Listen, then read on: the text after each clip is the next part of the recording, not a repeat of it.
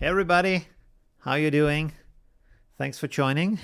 I hope the sound works and everything. Ooh, okay. I'm a bit nervous today because today I'm using a tool where I can stream to different pages. And so I should be live now on YouTube, on Facebook, on my page, on the Facebook group, and on Twitch. Not sure if that works. And I'm not sure where I can see my chat. I'm horribly prepared as always. I can see my YouTube chat. Hi everybody. So let me put this over here so I can see that actually. But I'm not sure where I can see the other chats. I'm live on Facebook, I know that much, but oh my god, stream health, polls, questions, help. Well, that went really good. I don't know. Viewing? There's 2 viewers? I'm so sorry. I have no idea where I can see any of these things right now. I thought there should be a chat window. Oh, there's a chat window right here. Oh, all right. Can I pop that out too? 1 second. Participants, time steps. I don't need any of this. I need, oh, multi-stream. Is there? But it doesn't seem to be another chat room. I'm so sorry. Oh, stream chat, read only. Can I pop this out somehow? What is this? I'm so sorry, I have to test this live. I'm with you in 1 second. Okay, and can change the stream title. Refresh chat, maybe that? No. Okay, so I can mainly see the chat on YouTube. Okay, so this is, yeah, I don't know. I don't even know if I can close these other windows or not. Oh, here I can also see from Gregory on Facebook. Hi, from Mississippi. So, but I have to have this window open, which is, can I also see it over here? I'm so confused right now. Information overload, because this is all messages, live chat. Wait a second. So this is from Gregory, but I can't see it over here because this is only the Facebook chat. Okay, so this isn't ideal. Sorry. Okay, let's get into the stream. Okay, let's see. Oh no, I forgot to change my screen resolution. This is great. Okay, I might have to set this up a little bit different later. Let's see when we change over to the other screen. Let's see. Okay. Hi Jens, how you doing? Thanks for joining the live stream. Become part of your Sunday. That's really good. Okay. Hi Guy, thanks for joining. Hi Flexman. Hi Agnes from Netherlands. Hi Guy from Belgium. Nice to see you. Hi Rob from Holland. John from Scotland. Hi. Thank you very much for joining. Flexman. Oh, he already said. Okay. Learn so much. Okay, that's awesome. Really cool. Hi, Pope from Charlotte. NC is, what could that be? I'm not sure. It's not New York. It's North Carolina. No, I don't know. I'm sorry. Hi, Alan. Hi from an expiring colorist. Aspiring? I hope it's not expiring. Hi, Dorothy from Denmark. Hi, Robin from Florida. How you doing? Hi, Alan from Texas. Martin from Shetland. Hi. Very nice to see all of you. Clara from Las Vegas. Hi. Really cool. RMK from France and North Carolina. So, okay, I was right, I guess. Did I say North Carolina before? I guess so. You first make grid and then you can copy past everything in the perspective to make the changes. I'm not sure. perspective? What? But I think this screen is okay because this is just my webcam. The other one should be strange, but I can adjust that. Hopefully. Hi, Daniel from Honduras. Why am I only seeing my comments? Gregory, because you're on Facebook and everybody else is on YouTube, but I'm streaming on Facebook too. And I'm not sure, there should be a way to see all of the chats at the same time. Because here it says multi-stream. Oh, wait a second. There is one. But I can't see Gregory for some reason. Maybe because I'm streaming on the Facebook page and on the Facebook group. But this shows me multiple chat rooms. One from Facebook, Sharon. Hi Sharon from Reading. Are you on my Facebook page or in the group? I think Gregory's in the group, and that's kind of a different stream, and then I'm also on the page. Yes, Sharon is on the page, and Guy's also on the page. So that makes a bit more sense now. And the other one, you can't stream to a group, so maybe this is not picking up the chat room from there. And probably also because it's a private group, it doesn't show up. Okay, interesting. Okay, learning a lot today. I'm sorry that you have to be my test rabbits, so to say. I hope that's okay. Oh, and the chat is also showing up in the overlay, so that's pretty cool. So Sharon, hi, you're also on the overlay. That's pretty good.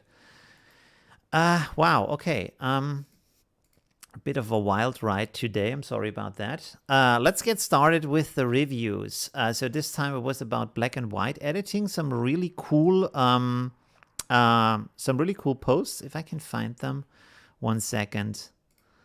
There we go. There's the challenge. I need to change the stream now. Sorry, the screen.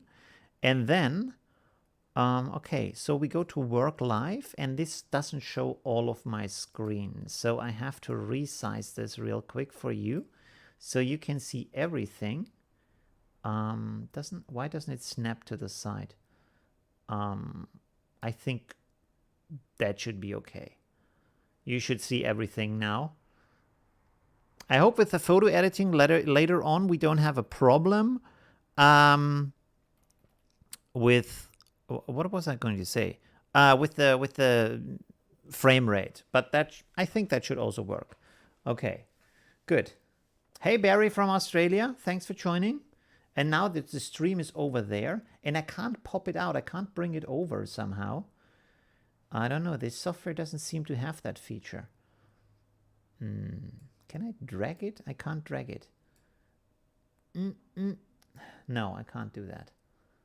Okay, I just have to look way over there to see this.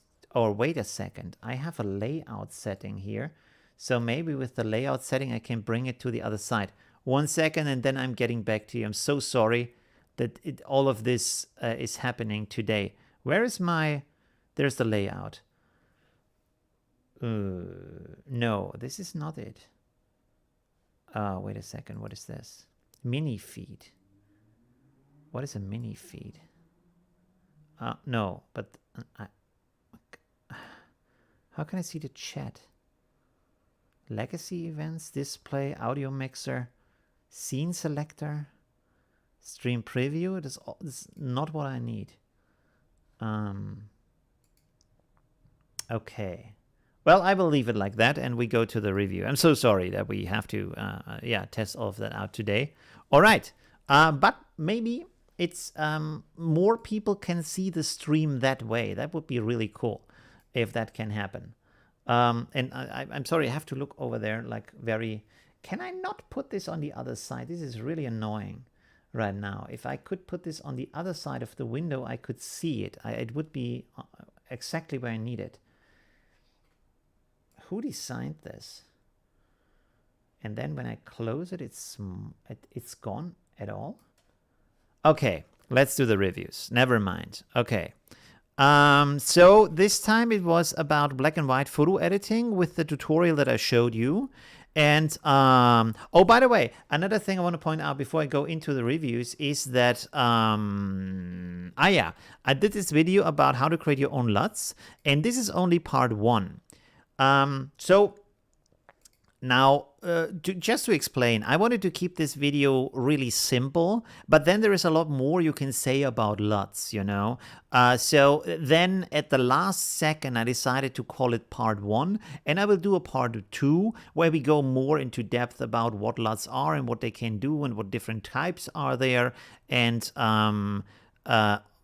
other things that are important to understand about LUTs. And also maybe talk a little bit about the inferring of LUTs that you can do in Affinity Photo, stuff like that, to have a more in-depth explanation about these things. And also other like advices on how to create LUTs, you know? So some good tips on what you can do, for example, to have the LUTs more usable for different pictures, you know, because you adjust it on an example of one picture, but you can also adjust it on multiple pictures and stuff like that. So I will do a second video about that. Okay, so let's go into the challenge. How many entries do we have here? So it's quite a lot. Wow, some really cool stuff here. Some last minute posts here also 7 minutes ago. Okay. All right. So this was a really long intro today. Sorry about that. Like 15 minutes long. What do we have here? So this is from Paul. Thank you very much for posting that. And you went for that. Is this getting bigger? No, that's it. Okay. I will zoom in a little bit. So for this kind of black and white and brown look that I showed you in my tutorial, which is really nice because you can highlight certain things and take away other things, so you can get a nice focus on that. I have no idea what that is. Is this a kind of what's the English word? Silo or something? A drainage pipe or something? I don't know. Do you tell in the description maybe? Method. Okay, anyways, but it's really interesting. And you can see how the attention changes from the original picture to that structure. So this is really a nice thing about black and white photos and black and white variations, that you can a lot easier address the focus and what you want to show in the picture. And it's in some ways easier to handle, I would say, than color photos, and it is also more abstract, which also gives you an easier way to focus on things. It's more minimalist, so that's just very nice and really cool editing. I really like that. Very nice combination. Also, really cool. Thank you very much, Paul, for that. Let's go on to the next one. What is this, by the way? Oh, this is my channel. Okay, let's close that. Here's the next one. This one was really interesting from Jens. Let's open these up too. And he did it not only a black and white picture, but also cropping into the picture. And it is really nice from also the different light setting that you have here, how you have the emotion and the closer how can I say, closer crop, a close-up, which gives you a more direct connection to that child here in the front, and then making the rest of it darker and a little bit also muted in the background is very nice, because here everything is kind of the same. He still stands out, but not as much, and he is really the star and like the main center focus of the image. So that's really cool. And a really good example of what you can do with black and white pictures. So it's a very nice edit, really. Thank you very much. Oh, we should close this so we can see a little bit more. There we go. Awesome. Okay, thank you very much, Jens. Very nice. I like this light change of the setup of the light is really nice here. And also cropping out things that you don't need, like the legs here of the two women that sit over here are gone here. Well, it's a little bit here, but you don't really realize it because it's so dark at the sides that you really don't look here. Like I often said in other streams also, light is a very good way to guide the eye. So we first look at the lighter parts of the image and what kind of information is in there. because of course we can see light better. So you would mostly look here at this kind of situation, and there's not really a reason to look at this border over here. So that's very good for guiding the eye. All right, let's go on to the next one.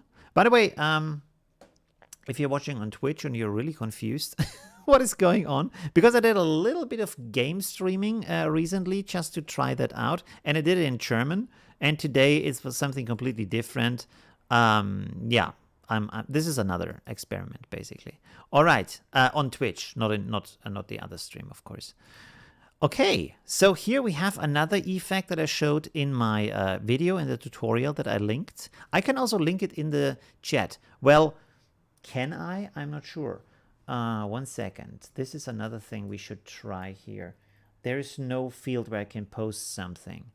So I can probably only do that on the YouTube chat, which is here. Let's close this up real quick. Oh, I also closed the window. No, I have the link up here. This is the one. Okay, let's copy this over. Black and white editing. Have a look at that link here. So now this is on the in the chat on Facebook, if you want to check that out. And I show how to create this kind of effect from this kind of photo. So it's very classic, kind of old school black and white look. And this is also a nice thing about black and white, is so many different looks. Not just between old and new, but also in modern ways, between high contrast and low contrast, and a lot of different things you can do. You can put a little bit of color in it, not just in a way with the brown that we've seen before, but also like color overlays, like a little bit of sepia or blue, which also I show in the video. And you can make some really nice effects in here. So this worked really well, really cool. Also with this that you painted a little bit behind it to make the areas, so the texture not as apparent. There is like this area of the leg here is a little bit too bright. So you might look out for that, maybe do some adjustments afterwards, because you can see probably from what you painted behind that, and then with the multiply blend mode, this became too bright in the end. You can see how this has way less contrast than up here. So you want to look into that a little bit and adjust that afterwards. Or maybe paint with a different darker color in that area. In between these two layers, you know, like I show in the video. But really cool, very nice. I like the look, and it's also this kind of sepia touch that mixes well with the color of the paper. Really cool. I should also look at this at the chat. I'm so bad at doing that. Let's see. Hi Marco, thanks for joining. Hi Elma from Germany. Okay, so there's no questions here basically. Barry from Australia, thanks for joining. Colin from Cornwall. All right, really cool. Daniel from Honduras. Okay, lots of people here. No, this is I read this before. Okay, cool. Let's go on. Oh, okay. Let's. Oh, nice. There's another one. Oh, this one was also interesting from Alan, because so you have a very nice picture to start with, to edit that. It has a little bit of a blue hue, but don't worry about that, because we are more talking about the black and white version. And this is also very nice, and you can see how this... I always feel like black and white turns a lot of things more into a sculpture. It has this kind of texture, you feel like you can touch it. It has this kind of surface. So a different kind of picture than with the color, because you look a lot more into the patterns and the structures and these kind of things.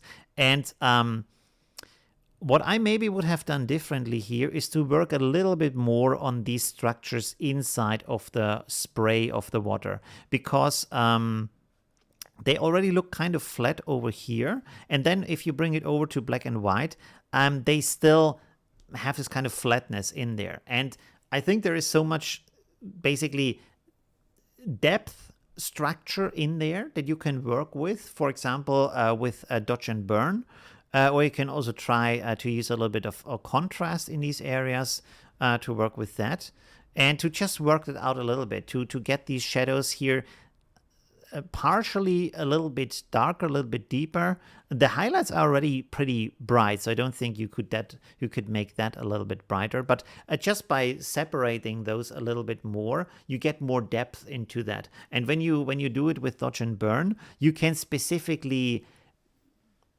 carve out areas. You can shape them in a certain way as you want them to be, not as they originally are. So if you just use contrast on that, you get a different results because the darker areas just get darker. But if you paint on that with a brush in a dodge and burn way, you can make areas darker that they wouldn't be darker naturally. You know what I mean? And so you can shape the surface, because we see the shape of a surface by how light is, do you say dissipated over it? Is that the right word?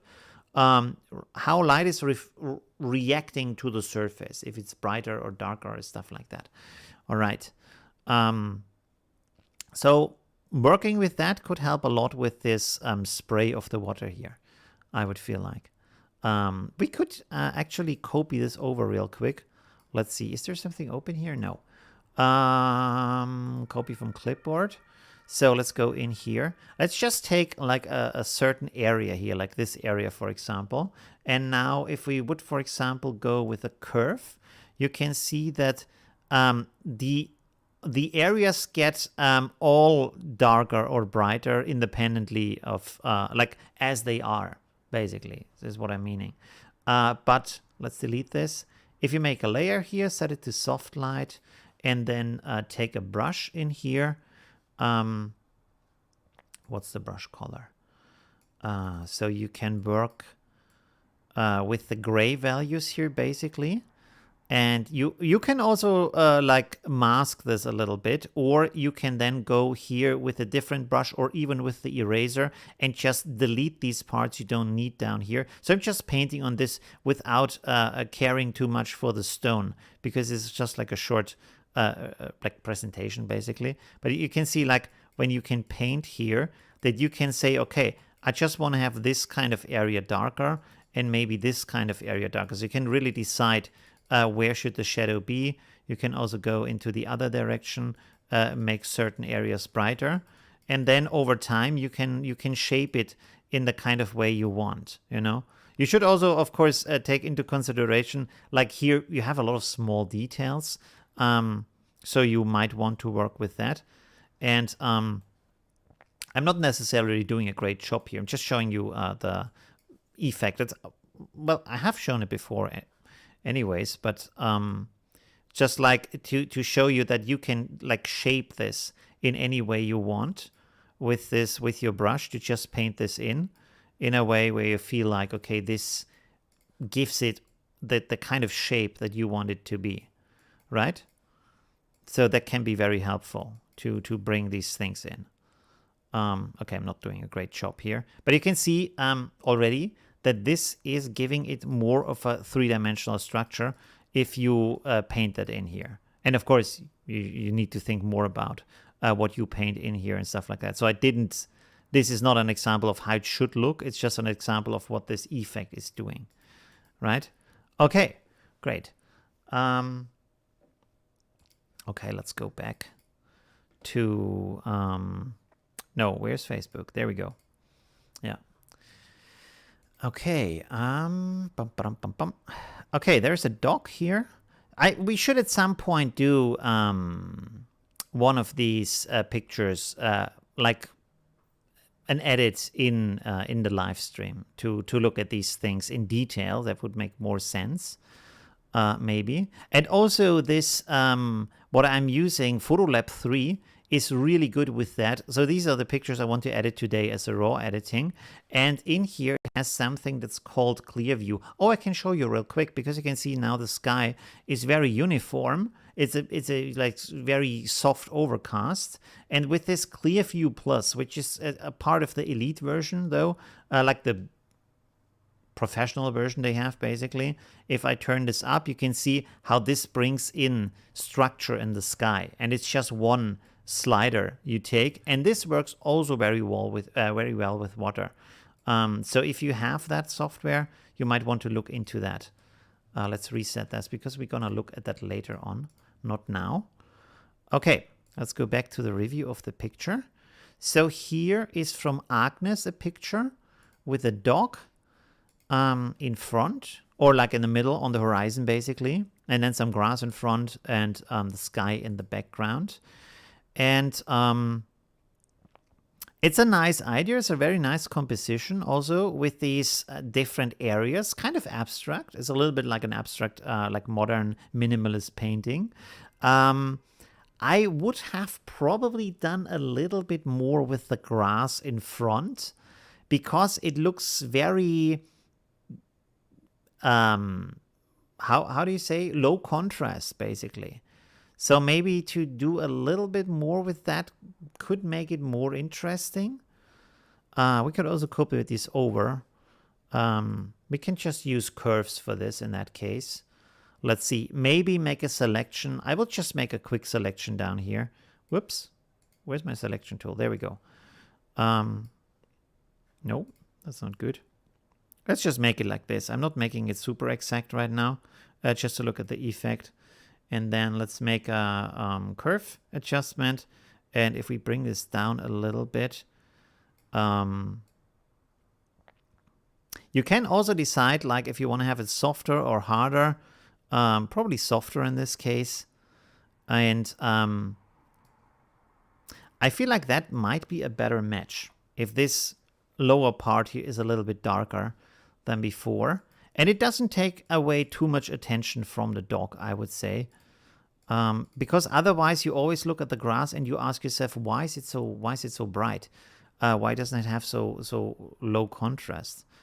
At least I would feel like that, so maybe that would be helpful. You can play around with that. I just think like when I look at that, could be a little bit different. So that, I mean, it's a bit less abstract in that way, to be honest. This is a bit more abstract, but You can look at it and don't think what's happening, what's going on with the grass. All right.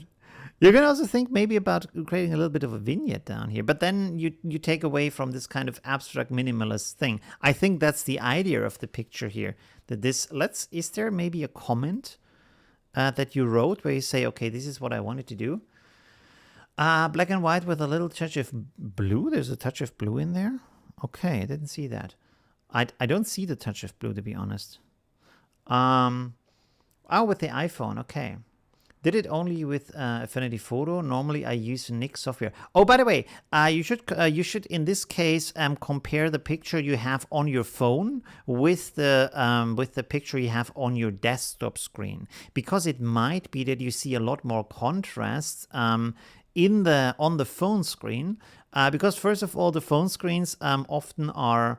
If it's a modern iPhone, it has a better screen, and often they have HDR screens, which you usually don't have as a computer screen. There is TVs that have HDR. There's also computer screens, but usually you don't have that unless you use it for gaming or stuff like that. But for like browsing on the internet, you don't really need an HDR screen, so that's kind of rare. But compare them and see which looks better. This is also a huge reason why if you take a picture on your phone and then look at it on your screen, they look so much different and look so much better on the phone because of this kind of screen quality and the HDR function that the screen has. So, yeah. All right, here's another one. Is there... I'm not sure. Klaus has posted this, but there doesn't seem to be an original. Is anybody writing anything in the chat? No, not right now. Okay. So this is interesting. It's very much like a drawing. Is it a composite? I guess. It looks a little bit like a composite. I wish we had the original picture. One thing I don't like here, which I really understand, you put this kind of light effect here on the girl and on this light up here, but the effect is so intense and so bright that you don't really see that she's holding a book here. Like you have to really look for it and that there's a light up here. It doesn't look as real, basically. So the effects are a bit too intense and not like these light sources would actually look or act in this kind of scene. Also, probably if you have this kind of strong light coming from the book, I mean, there is a lot of light in her face. Maybe the original picture also had this kind of glow effect that's coming from the book. But in this case, I would think that she would have a lot more shadow on the upper part of her face because this light that you edited in afterwards is really bright. So I really understand the idea behind it and that you want to like guide the attention towards the light and the girl, but it's done in a way that's so like extreme that you kind of don't see what's going on anymore in the picture. So maybe reduce that a little bit and look at other pictures, how they use light sources, how the effect is of the light sources. To make it look a bit more realistic and not take away the information from the picture of what is going on. So you still can see this good. And especially when you, maybe let's zoom in here a little bit, 1 second. If you paint in here, maybe also with dodge and burn over it, you get more of this structure because often if you have this light source from below, as you know, this classic thing when someone is telling a ghost story and you hold the flashlight under your face, is a light effect that highlights the structures of your face a lot.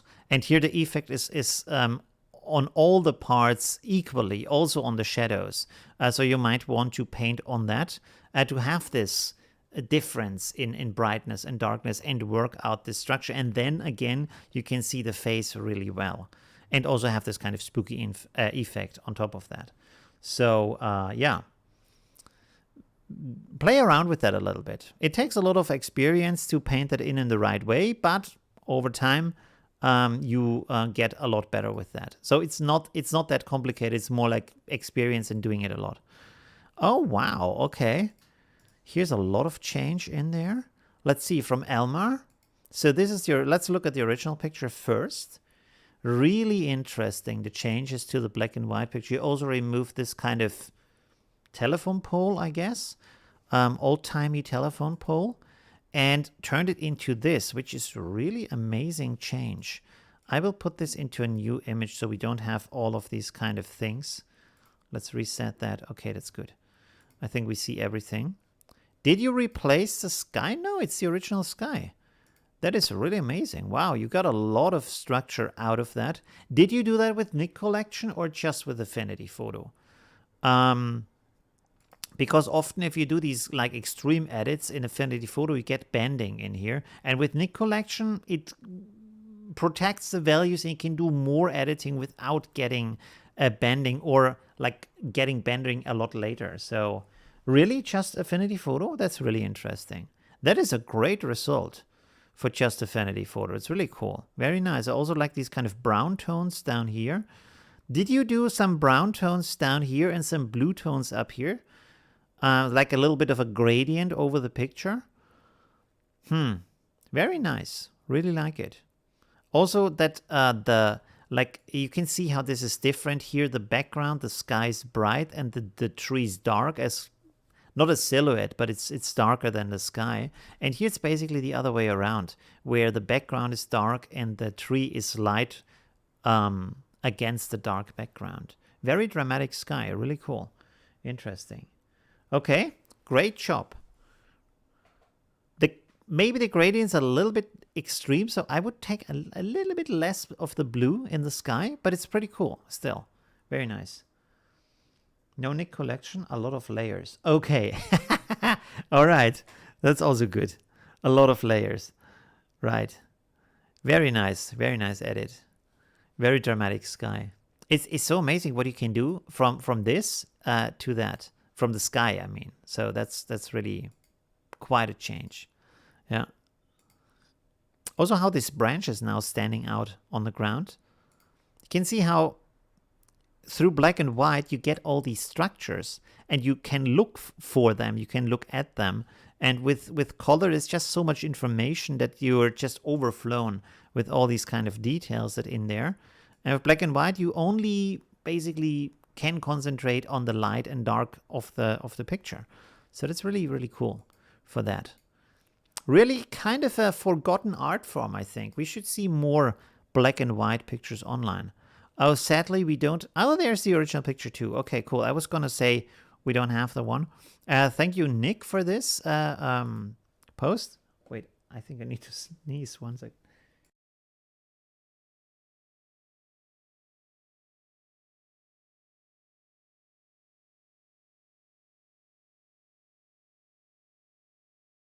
Okay, good. Sorry. All right. Okay. Wow. This looks, I really reminded of, what is his name? Not Charlie Chaplin, the other guy. Buster Keaton. Looks like a Buster Keaton kind of scene here. You know, where is Buster Keaton hanging on the clock, or is that Charlie Chaplin?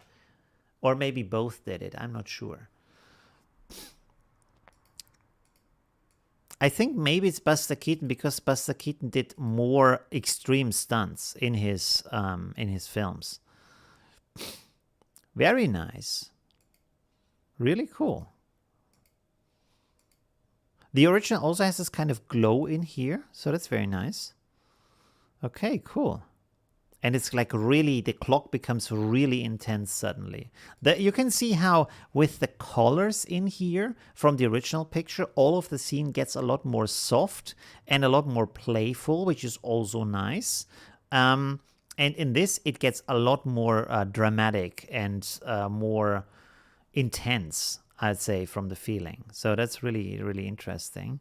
And yeah, it's also interesting that here you kept the main focus still on the clock and on the silhouette of the people. You could even go darker if you wanted to make them really in a silhouette, which is also, I think, easier in black and white to play with that. And another thing that's that you could have played with, especially, which I think is also easier in black and white, is to bring a lot of contrast in here so you can see the city beyond the window, but you didn't do that, so the main focus is still on the clock, which is a really good idea, because then you don't have so many things that people need to decide in between what is the main kind of focus, what is the main story here. It's really concentrated on the clock. Very nice, really cool. Okay. Let me look at the chat real quick. Use some split toning and other stuff. Okay, so Elma again from the photo of the tree. Very nice. Thank you very much. Who was it? Nick. Thank you very much, Nick. How many more do we have? Oh, okay, not that many. That's good. We are at 41 minutes, so that's good. And then we do some raw editing also today. Wait a second, I don't want to skip anyone. So this is Carol. Here we have the original picture. Here we have the picture with the dog in black and white. Huh, interesting.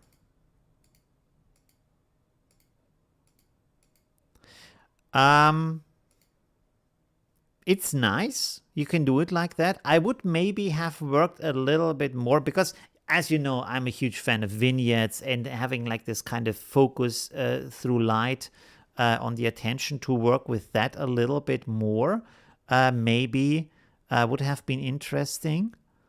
So wait a second. We could let's copy this over real quick. And I will just go, just to be a little bit quicker, use the Nick collection up here with Silver Versa, because there we can, doesn't work? Oh, I have to rasterize it first. We can jump through different kind of looks to talk about different things. So here we have Silver Versa. Takes a little bit to start up. There we go. I should be able to make this bigger. There we go. Okay, so this is the black and white. And You can see from these different looks, and it's so nice that you can simply choose here by clicking on them, that you have these kind of different looks where the background is getting a little bit darker. And this is more with this kind of, oh, okay, that's a bit too extreme. I just want to have a little bit of vignette on that. Oh, okay. No, that's also too extreme. I think we should do our own kind of setup. This makes it a little bit darker around the edges. You can see, so this highlights the dog maybe also a little bit more. And we do have some color in here. I guess this is the color part, yes. Oh, this also makes the vignette. I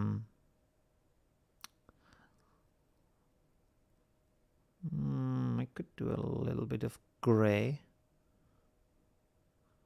Maybe like so. And then, why does it say off? It's not off. Sometimes in Nick collection, oh, now it says black frame too. So sometimes it says off here, but it's not really off. And then, no, this doesn't. Okay. Image, but we don't have an image border. And we don't want to do this too much, maybe. That's a bit too much. But you can see what I mean by that. If you have this kind of vignette around it, or this kind of darker borders around it, you have more focus on the dog. So he's a little bit more highlighted than before in the picture. You can see. In this case, the background is quite uniform and maybe a little bit boring. And the dog does stand out, but the rest is just there with not really too much purpose to look at. And I feel I'm kind of a fan of these darker areas. It doesn't have to be that dark, so you can reduce the vignette to have less of that effect, maybe like so. But it gives more of a focus, and it gives, how can I say, it gives the background more structure, and the image a better like composition. And at the same time, you still have this kind of focus on the dog, while the rest isn't just flat in the picture. You have a comparison. Of course, like there's a lot of different black and white styles you can go. But I'm a huge fan of these darker areas around that. All right. Okay. So let's go back. Thank you very much. Who was it? Carol, thank you very much for posting that. And like, I really want to invite you to play around with these different kind of black and white styles and what you can do with that, and also look them up online, what other people are doing with their black and white pictures, because there's so many things. It's such a big area. It sounds so simple, just black and white, but actually, as you can see, there's so many different approaches you can do. Let's see what else we see here in this one.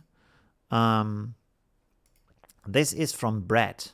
Okay, so by the way, I have to look at the chat again.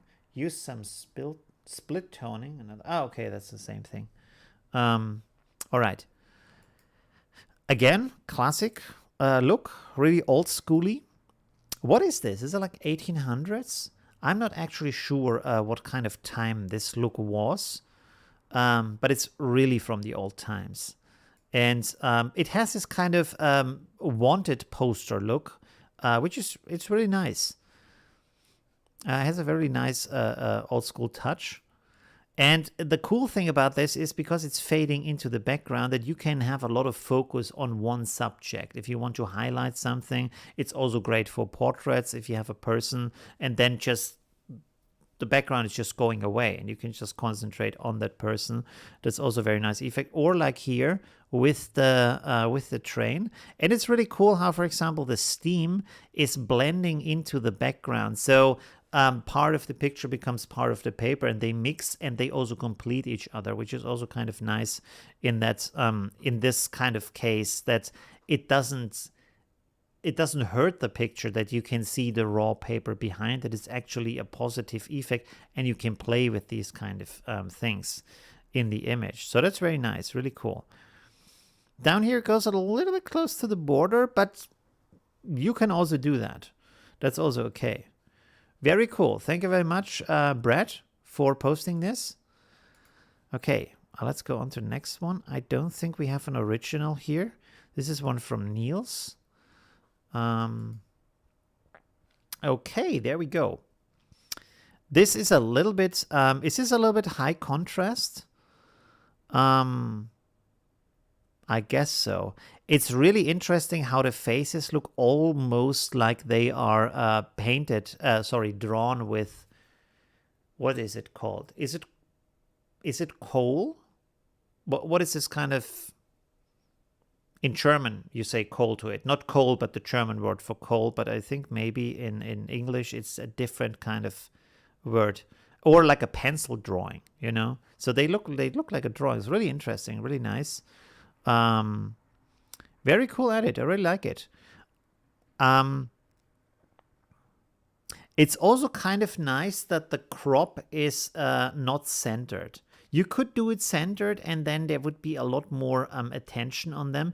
But because they are goofing around in the picture, having it off center is a little bit of an additional element of being unruly, I feel like. You know what I mean? So that's actually pretty interesting. We can also copy this over and crop it differently just to have a look at that. We can close this here. Let's close that.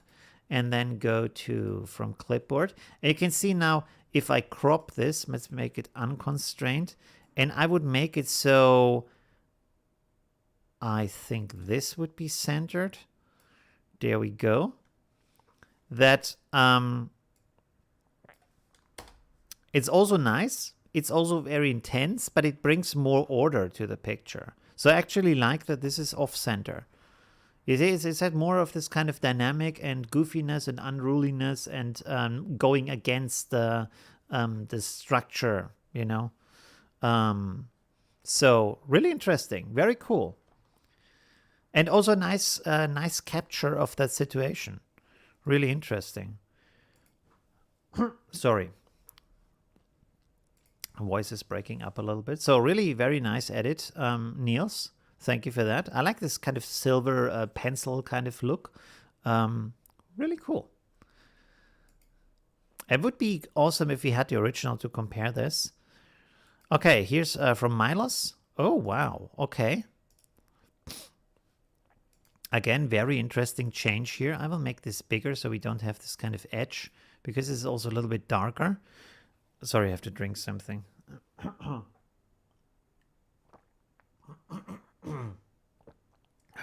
Okay, there we go. Okay, so very intense picture from the color version. And then again, you can see how much more drama you can push into the picture, turning it black and white. Really interesting. So completely different picture. You can see how from the light structure, I really like that you kept these sides darker and then the path in the middle lighter, because it makes it look like you're rushing towards the tree. All of this has a very strong dynamic. Does this also have this kind of blur in the sky? Oh no, you did an effect on the sky. Did you replace the sky maybe with something else in Affinity Photo or Luminar? Interesting. Okay. This, in this case, also the tree became brighter. So here's almost just a silhouette. You can see some little details in here. And here you have a lot more detail in here, which I guess is good, because otherwise you would have all this dynamic in the lower part.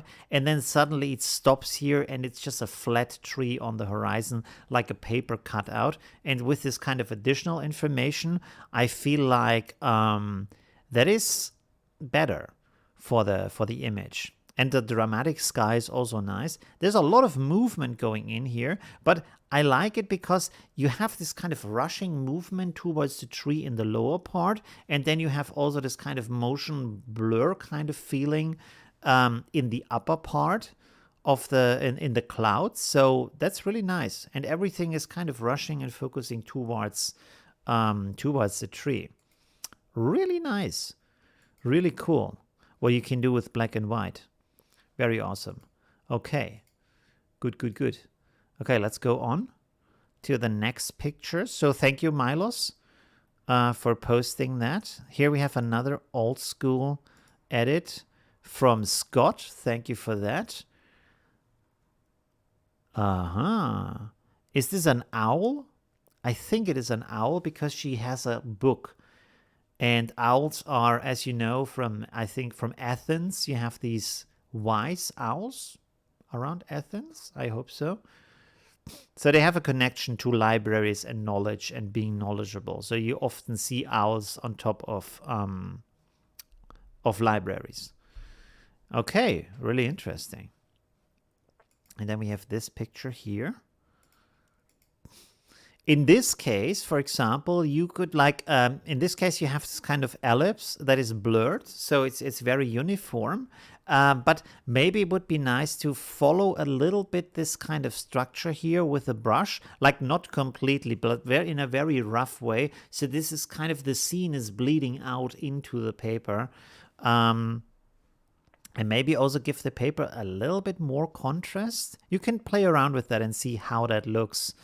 Also maybe a little bit more contrast on the scene itself to give it more of this structure, I would say.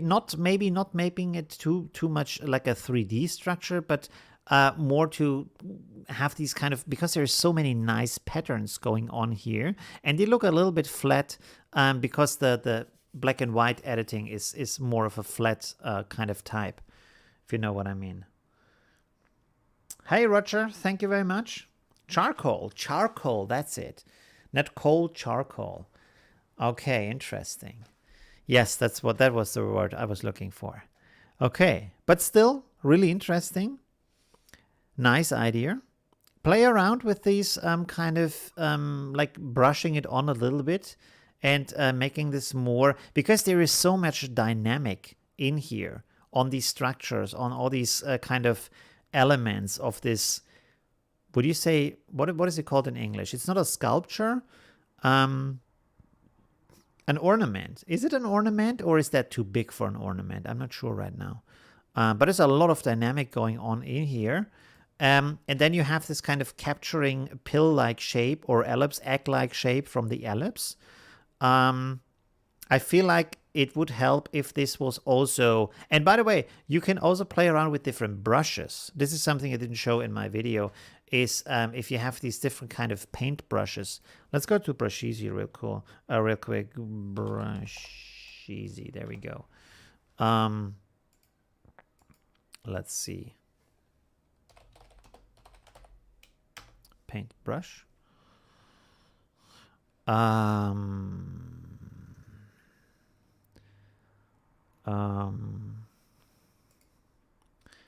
Trying to find something that looks useful for that. Maybe something like this could be interesting. You see this kind of structures here. Maybe blur them a little bit. And or this kind of thing here, like so. These kind of textures that have this kind of dry paint effect to make it a little bit more cloudy around the edges. So that could be interesting to play around with these kind of things, these kind of brushes, to see what kind of effect you get. As you can see from Brush Easy, there's a lot of different brushes, kind of cracks here and all kinds of different interesting things. This might also be a good structure for that. You see these kind of paint effects here for the brush to give it this kind of border here, a little bit more structure and a little bit more, how can I say, character, I would say. Okay, good. Let's go on to the next ones. What's the time? Okay, we are almost at the 1 hour border. So we have a little bit more, like 5 pictures. This is a very nice one. I saw that in the preview.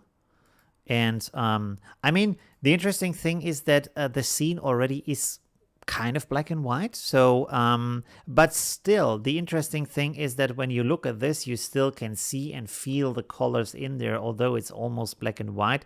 You still have this kind of earthy brown, and you know that the concrete has all this kind of different values in there, maybe a little bit blue from the shadow, stuff like that, as you can see here in the back.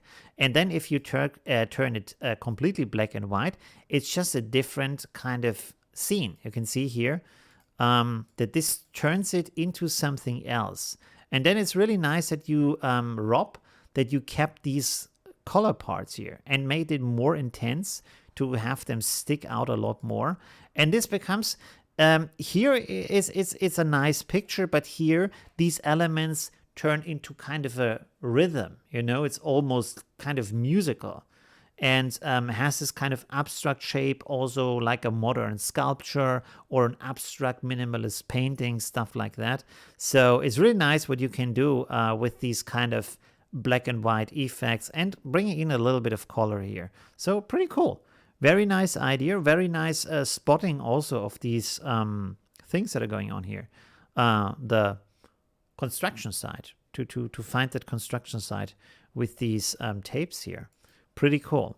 And I think, I feel like this is a lot more interesting as a picture compared to this one, you know?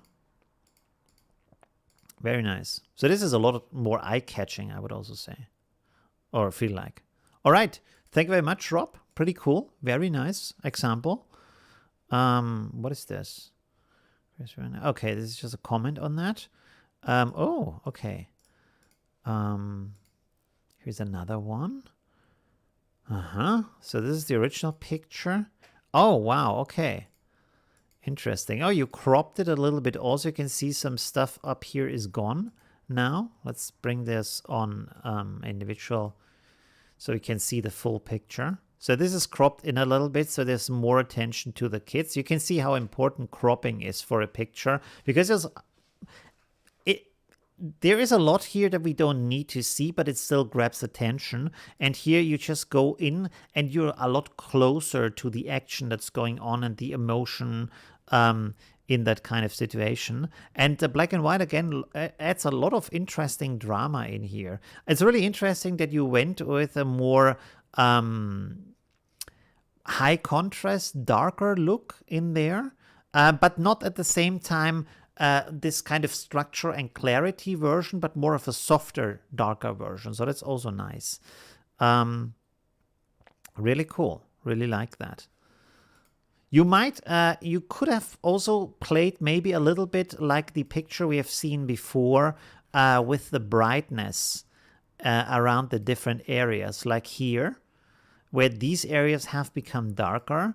To take away maybe a little bit of attention from these areas back here and have more focus on the kids over here. I can copy over this really quick to Affinity Photo.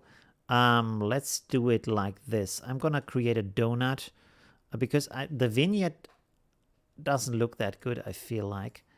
The native vignette effect, it doesn't have enough control for my taste. So let's just do it like this. And I will make the center smaller, like so. And then I can bring this outwards. And you can see now I have just full control over where my vignette is sitting and what shape it has. And of course now I can also, with just opacity, for example, I can influence how strong I want to have my vignette. And so like this, you can also make it softer. It doesn't have to end at 100 pixels. You can also enter another value here, go to with 200, for example, to make it softer. And like this, for example, you could focus here a little bit more on the kids in the front and just play around with that and see if you like that, what you get from that kind of effect. Let's make it a little bit more darker, maybe. That's maybe a bit too much. Let's make this light, and then I'm gonna duplicate this and just make it bigger, and then make this one darker. So, for example, this could be a possibility, you know? And now you have more attention on these three kids here in the front, and the rest doesn't take up too much attention. You can see that this... Wait a second, I will flatten this so we don't have these blue rings in here. You can see that this just focuses the attention a lot more on these three kids in the front, and it brings maybe a little bit more drama even to the picture by focusing there. It's a more intimate moment that you kind of peek into the thing that is going on here, while this is a more of an overview into the whole situation, and the kids in the background are still connected visually and emotionally to the scene, while here they are more separated and you can really focus more on them, you know? So yeah, that could be a way to edit it. All right, let's close this down. Hey, we have some more viewers today. Woo! 111. Pretty cool. Okay. There we go. So let's see. We have some more pictures and then we start with the raw editing. Oh, wow. So Marco has posted something here. You can see how this is really nice for landscapes. Okay, interesting. Okay, and here you have a little bit of these problems with the color banding and pixelation coming up, stuff like this. Did you try what I showed with the frequency separation to avoid this kind of problem in the image?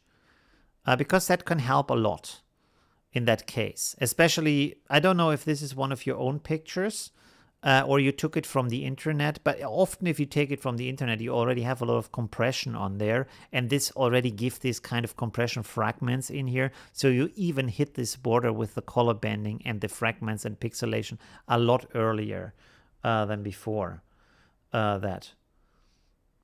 Okay, interesting. Yeah. So you reoriented this a little bit. I feel like this area is a little bit too dark. So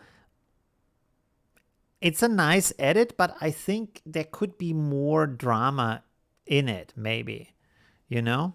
Let's copy this over. What is the time? 1 minute and 1 hour, 4 minutes. So I want to finish this up. Again, I will just open this up real quick in Nik Collection, because there's all the effects is already set up. So I don't have to go and set up everything individually. Okay, let's just click through different versions.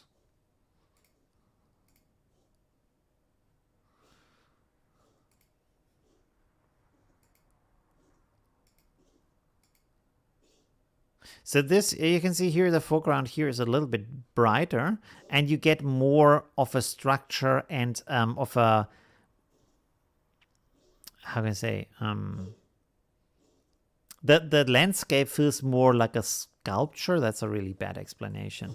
But here, like the landscape in this case is kind of flat, and you have more attention on the sky, which is also nice. But if it's a little bit brighter, like here, you can still have a good view on the landscape and have a lot more interaction in there. Kind of missing the words here, sorry. Let's see some other effects that we have here. Okay, that's way too dark. This is a brighter one. Maybe we should play around with our own settings here.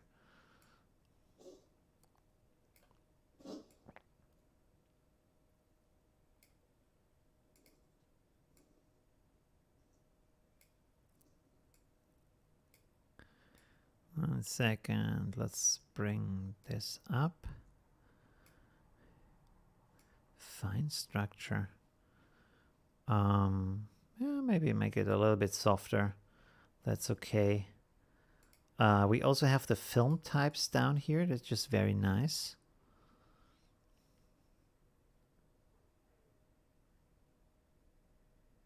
Ah, okay. Maybe not use that right now. Some toning in here. We don't need any toning right now. We could use, again, a little bit vignette.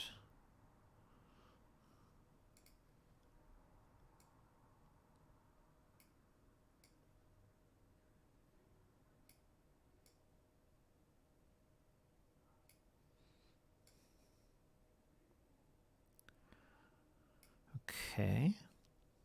Maybe like this. It's just like 5-second kind of thing. Let's save this real quick.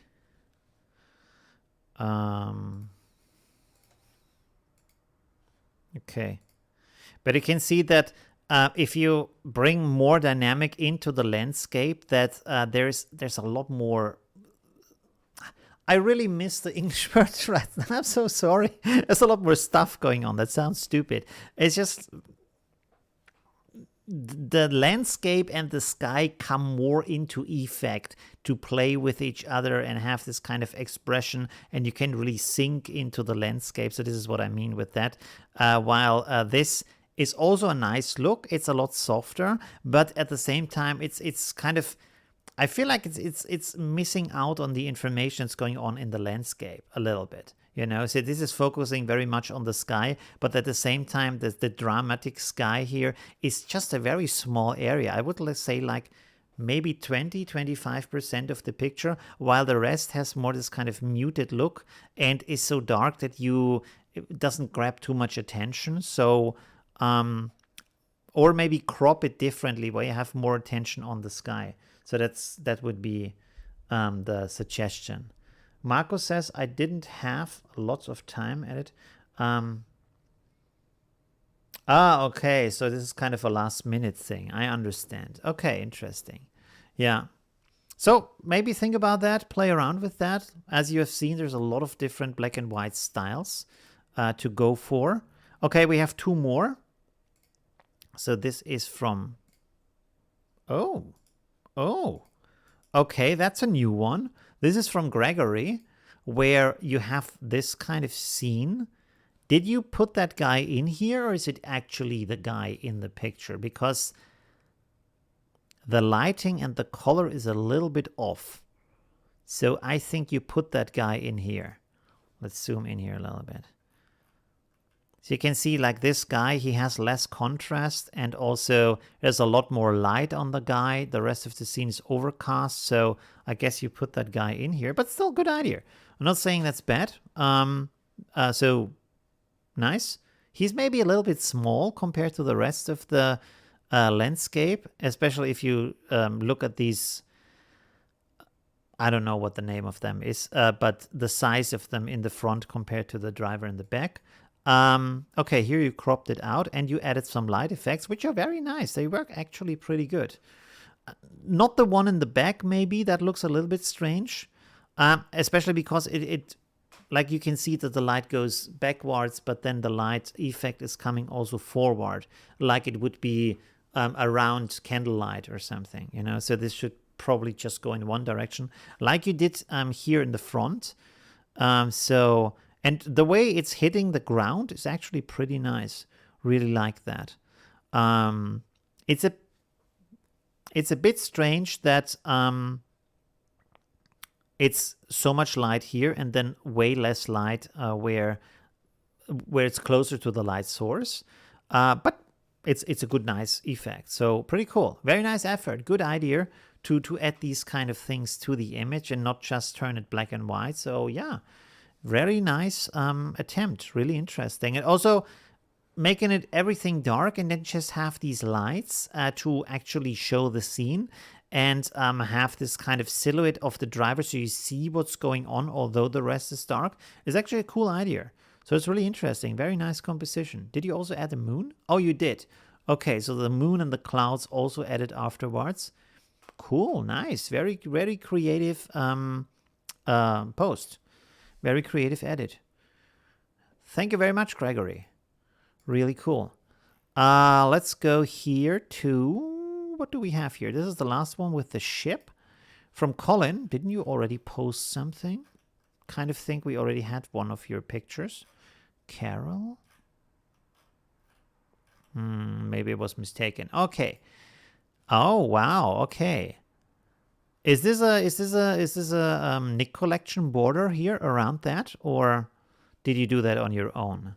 It looks interesting. It has a very nice old time look, also with a huge grain that's in here. This is the original picture.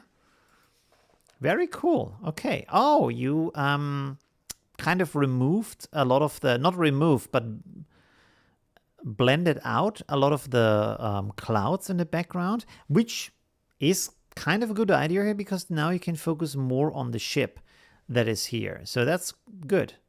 It's actually a good idea. You don't always have to put everything in there. If you want to create a certain focus, and this is again a nice thing you can have with black and white, it's a lot easier to bring things into attention or out of attention by just reducing or heightening the contrast on them.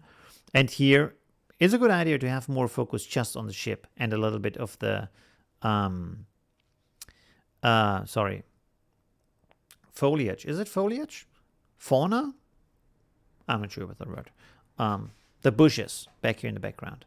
Okay, I would maybe have removed this tower because with the old-timey look, this is very modern, so it kind of takes away a little bit from the illusion that this is an old picture.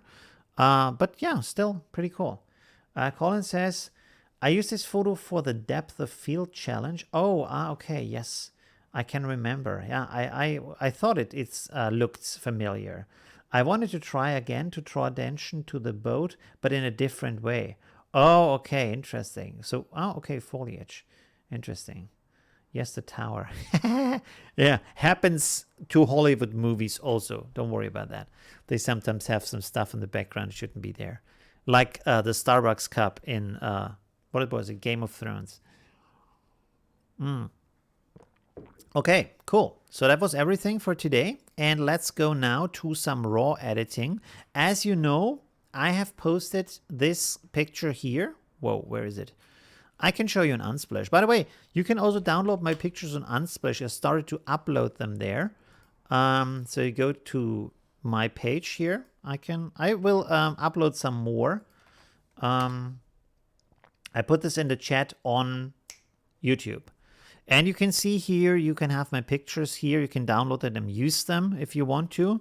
No problem. And this is the photo that I edited, that I posted also in the Facebook group to ask you what you think of it. And we will look at the original now and edit this a little bit. And I will do this in Nik Collection and Photolab rather than in Affinity Photo. We can touch also a little bit, touch it up in Affinity Photo, but oh, my cat is coming. Okay, there we go. Yeah, hello Lolo, hello Lolo. 1 second, where's the talk view? There we go. Hello baby. Okay, I think he just woke up and then wants to sleep on me now. Okay, let's go back to the work view. There we go. Okay, so you will be surprised how different the original picture looks. By the way, something I was using for this picture the Photo Pills app to figure out where I should stand for the picture and what time the golden hour, the blue hour would be.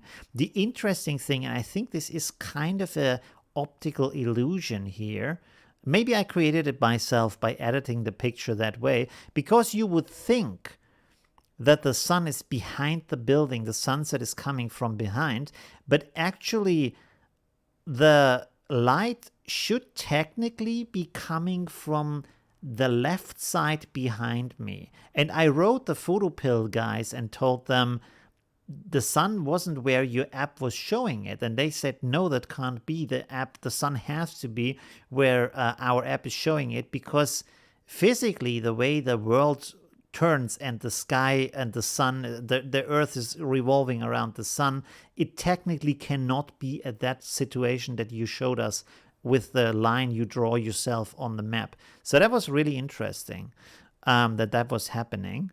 Yeah.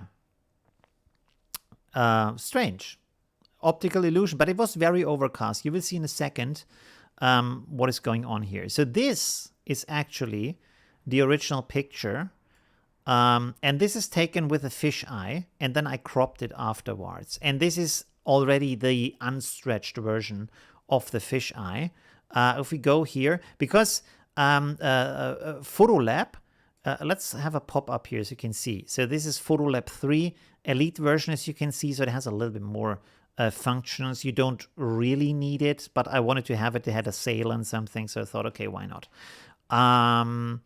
This does unstretching, so I can turn this off here. Did I reset this? Yes, I did reset this. Okay, good. Where is it? Geometry, distortion. So if we turn this off, this is the actual photo from the camera. And this is a raw file, by the way. As you can see here from the type, I have a Nikon, so this is NEF. And by the way, right now I'm really thinking very hard to get a Sony Alpha S Mark III, which is a huge investment. I'm not quite sure I want to do that. On the other hand, I posted in a group because I want to do a lot more photography on my own. I use a lot of these pictures from the internet. Sorry that I do this kind of side journey right now. But if you know my... Whoop, what is that? No, I don't know what that was.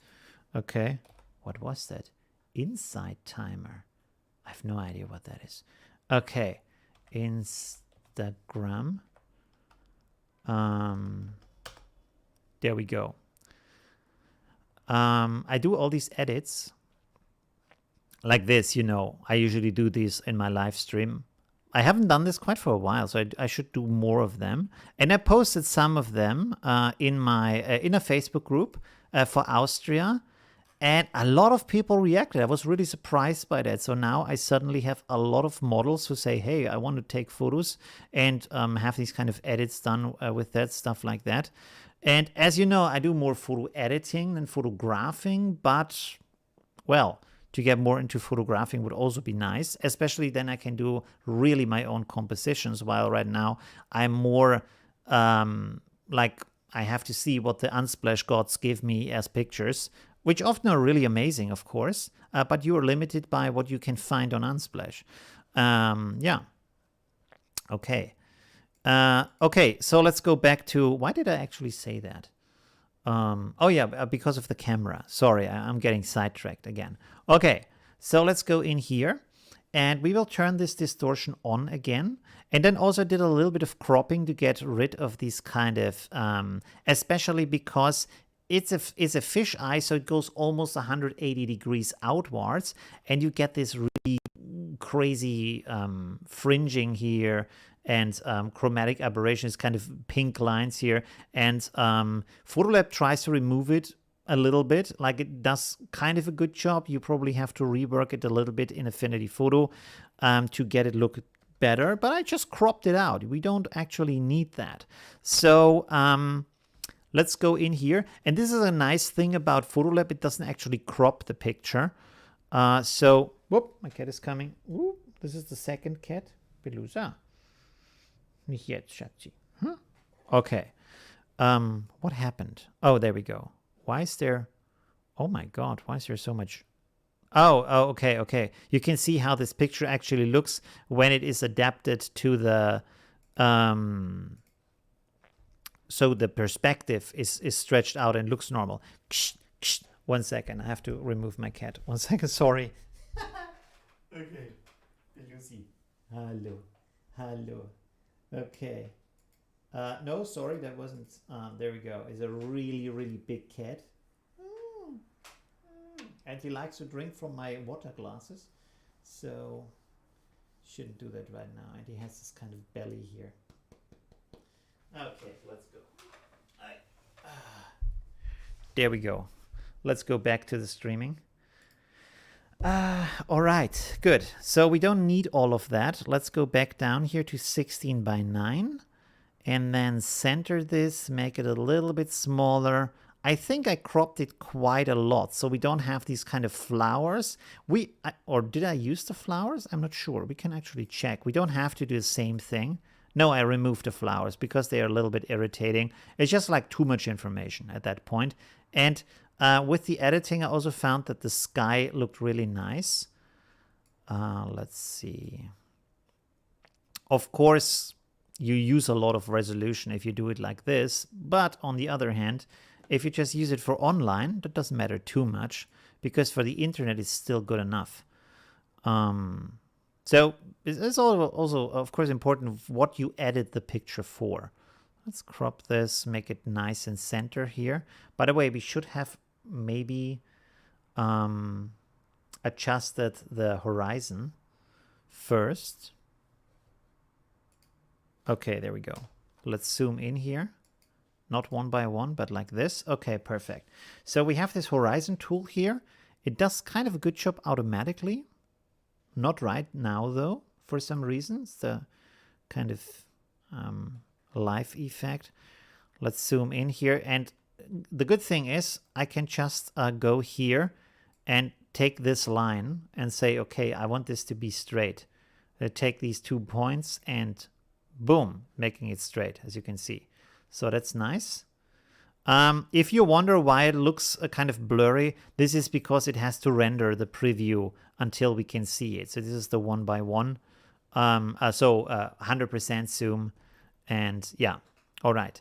And what I really like about this kind of software is if you have the basic raw edits to prepare it a little bit, is you have a little bit of smart tools in here, like you have smart lighting, which is very nice. You can make it uniform or spot weighted, and you can adjust this if you want to. You can see that things get brighter or darker, but in a smart way, not uniformly, but depending on what's going on in the picture.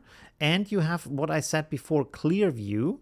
Can turn this on, and you can see this gives this nice structure in the sky. So this is very helpful and makes the process really, really fast.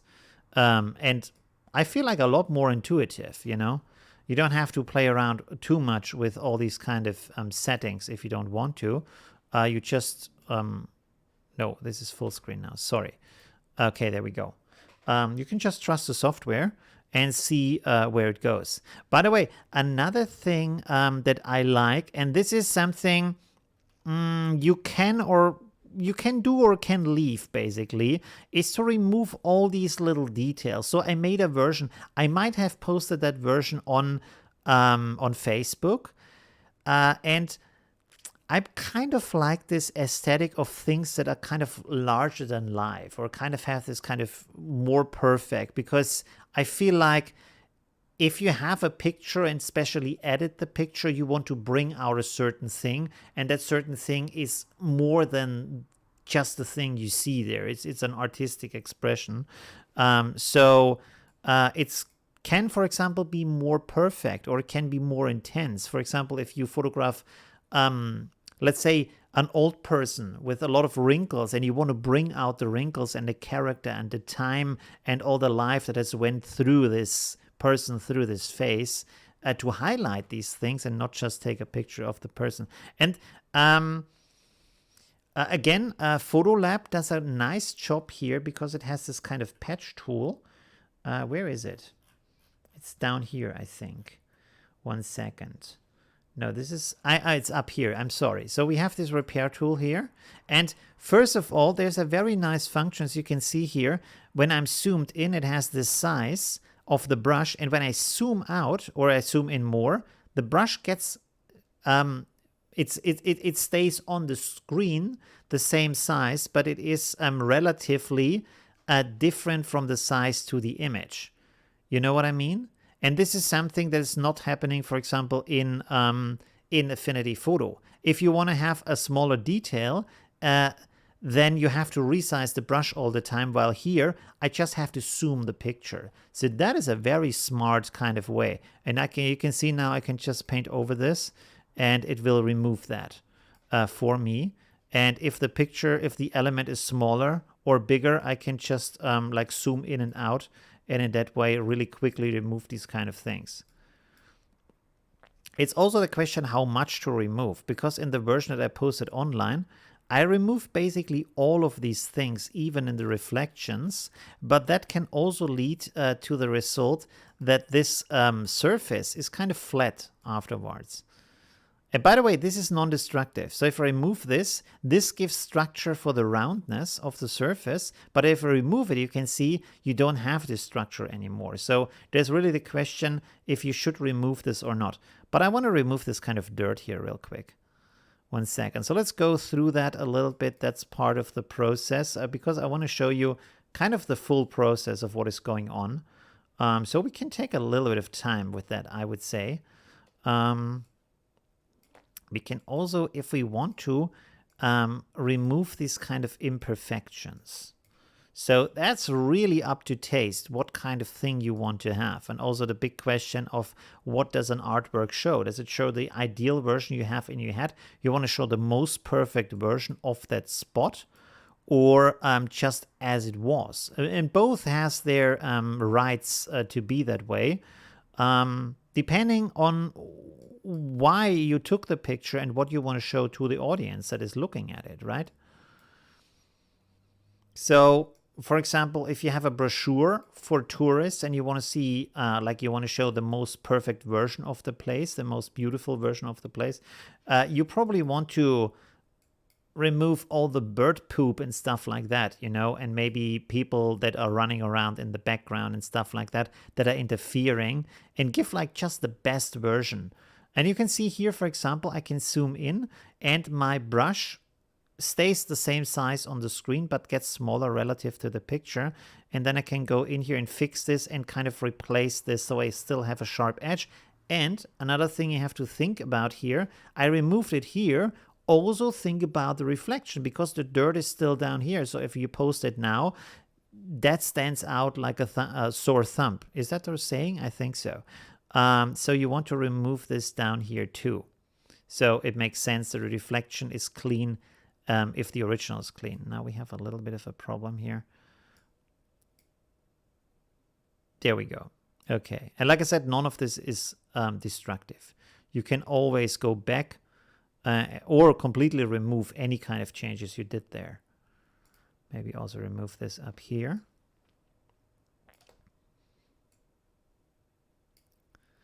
And also down here. This didn't do a good job this time. Let's see.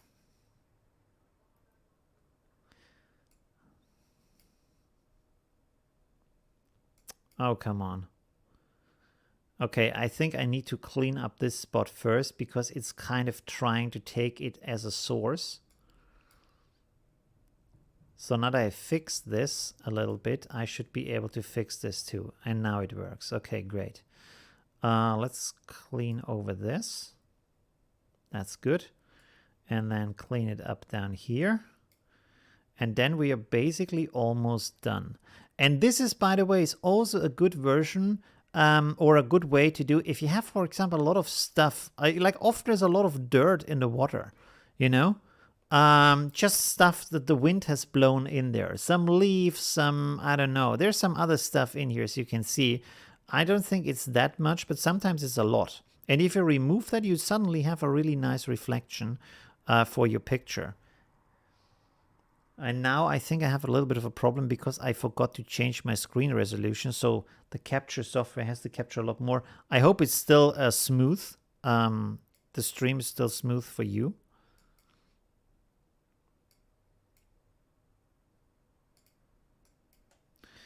Okay, so this is getting along well. I think we're almost finished. I just want to remove some stuff. And then also this jogger back there with the, okay. Takes a little bit to calculate here.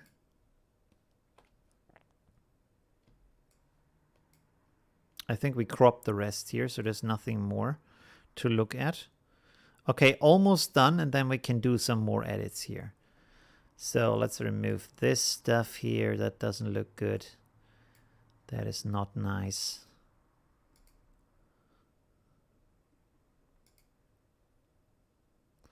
Here we probably want to zoom in a little bit so we get it smaller.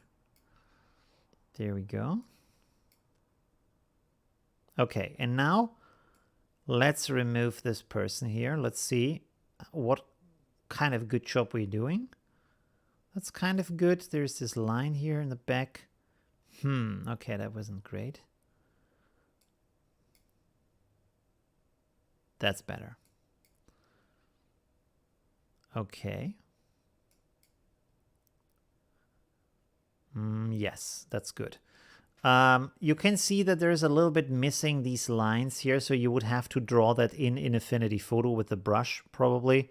But maybe it's such a small detail that you don't really see it, so you maybe don't really have to do that. There's another person over here. We also have this kind of truck here in the back. I don't know if we need to remove that necessarily. We could try, but there's a lot of information going on here, so that might be a bit more complex. Let's just see if we can remove that woman here or that person. It's actually kind of a good job. And you can see it copies from over here. So we need to remove this. And then we can now remove these two. Good. So this is gone. Nope. Okay, let's keep it like that. Okay. Let's give a try with the truck here. I'm not sure if we have a good result. Otherwise, we just leave it in.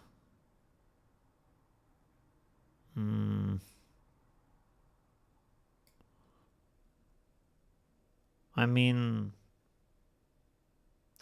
took the information from over here with this kind of info box or whatever it is.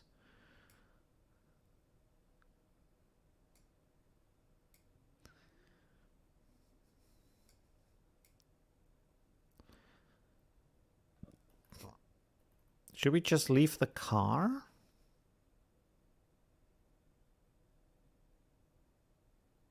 Let's leave it like that. I think that's good. Okay. So we have this so far, and now we need to do the rest of the editing. So this is kind of setting it up in kind of a very basic way. And then my other favorite tool from Nik Collection, that you can also use from the free version, by the way, the old free version, is that you can use Viveza for that, because Viveza is really good to adjust the different light and dark areas in the picture. So let's go over here. And by the way, what you can do here, if you have a raw file, you can't directly edit it with these effects. So it does do a TIFF copy. You can also say JPEG, but TIFF is better for that. And if you do a second one, because it will do this every single time you open the effect, you can set this to export selected file without processing. So if you did one TIFF copy, you don't have to do like 5 other TIFF copies of the same picture. Or you can if you want to have just the different iterations of that too. Okay, so let's do this real quick. Oh, Lolo. Oh, okay. There we go. My cat is back. It takes a little bit of time to copy this over. It's a lot of information. There we go. If you press F on your keyboard, it's getting full screen. So that is very helpful. And this now helps us to do a lot of these adjustments. And by the way, I want to show you something that's really important to start it off. And that is here.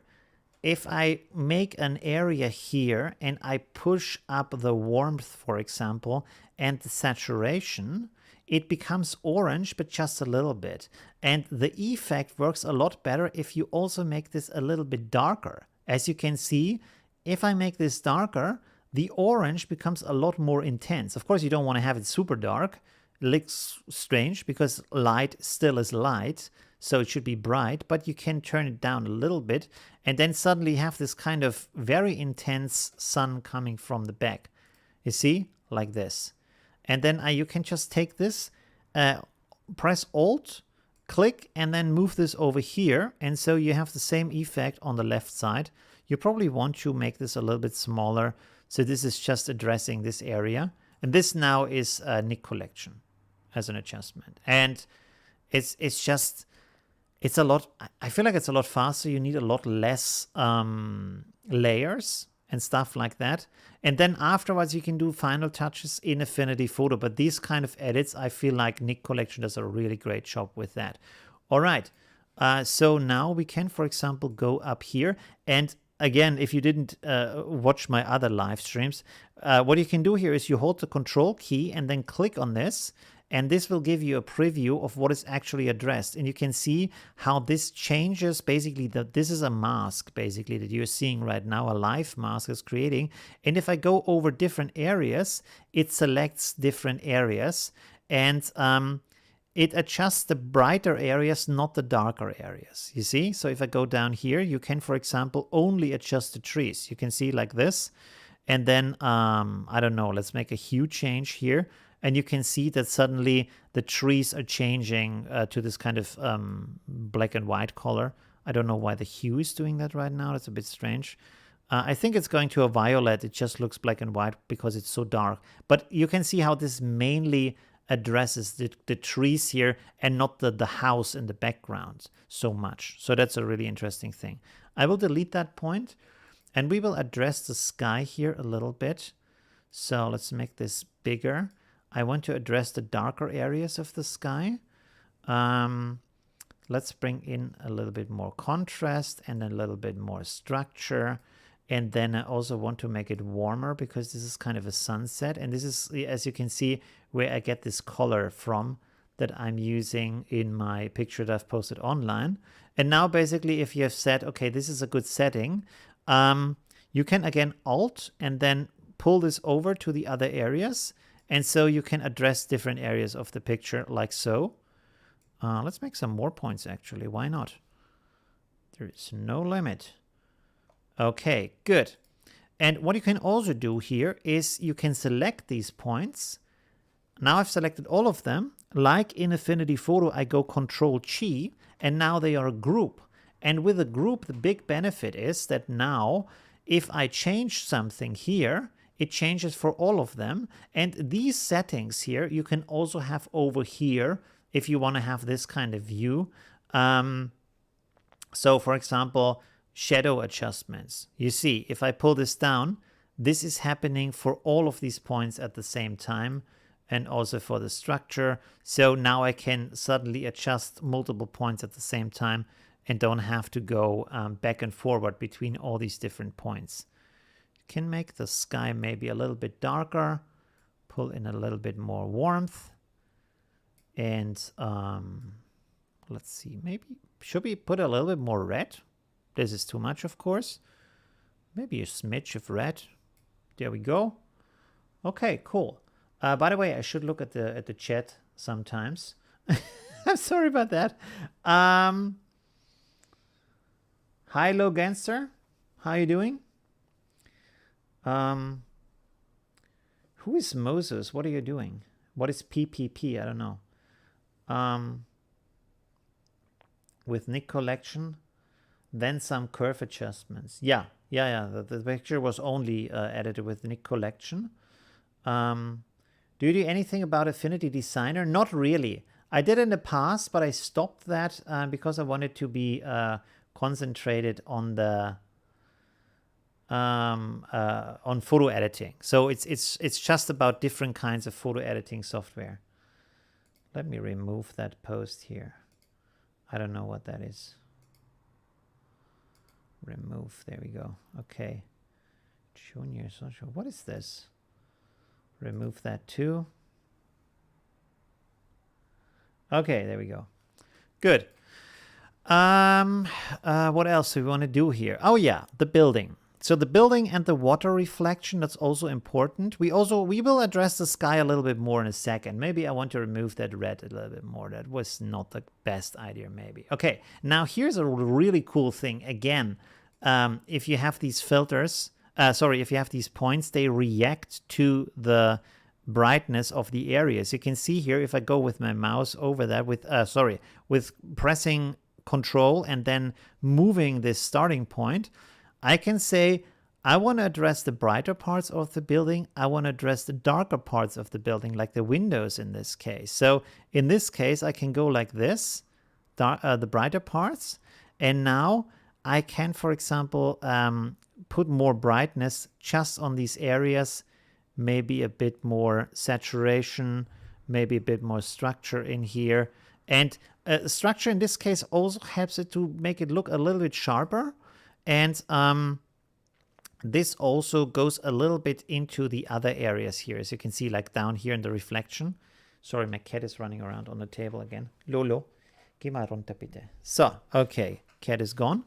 It's a little bit more on the center here. So what you can do again is to just copy these points to different areas of the building. Again, make sure where it sits. It's really important for that. If it sits on the darker parts, it will affect the darker parts. You don't want to have that. In this case, I probably want to make this a little bit smaller. So it's just addressing the house and maybe also make it a little bit darker. So in this case, we can't really... Oh, I have 2 points here. So I was wondering about that. Let's delete them again. Sorry, 1 second. Let's delete this again too. And then take this point over here. Okay, let's make this smaller again.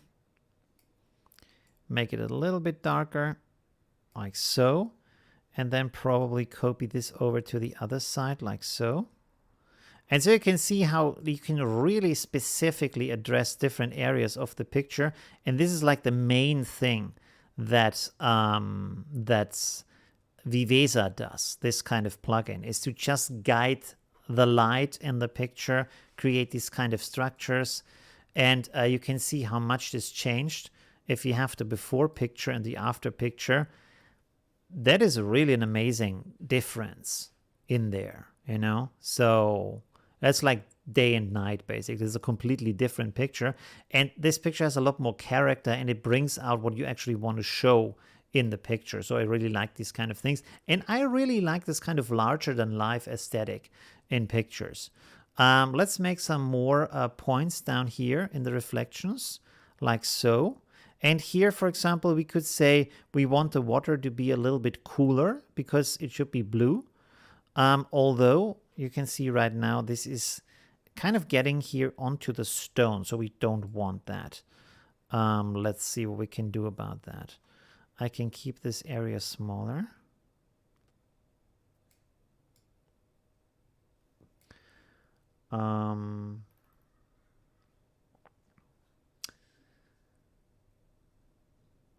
Okay, good.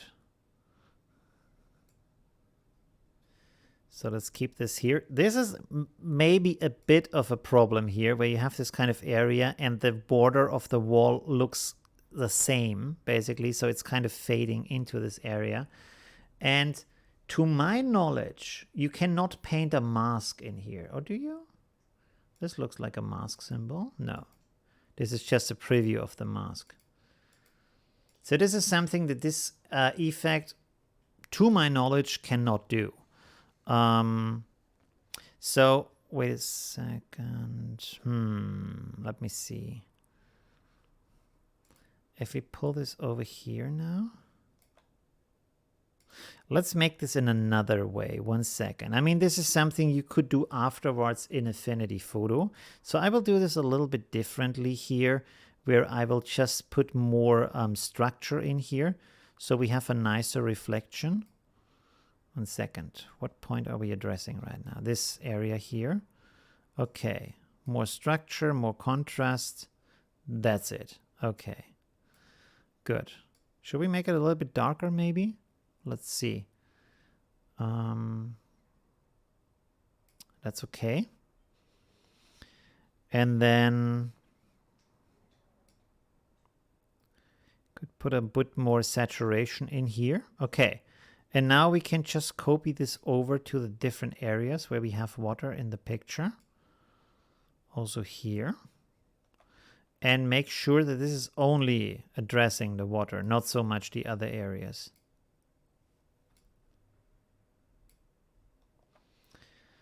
Okay.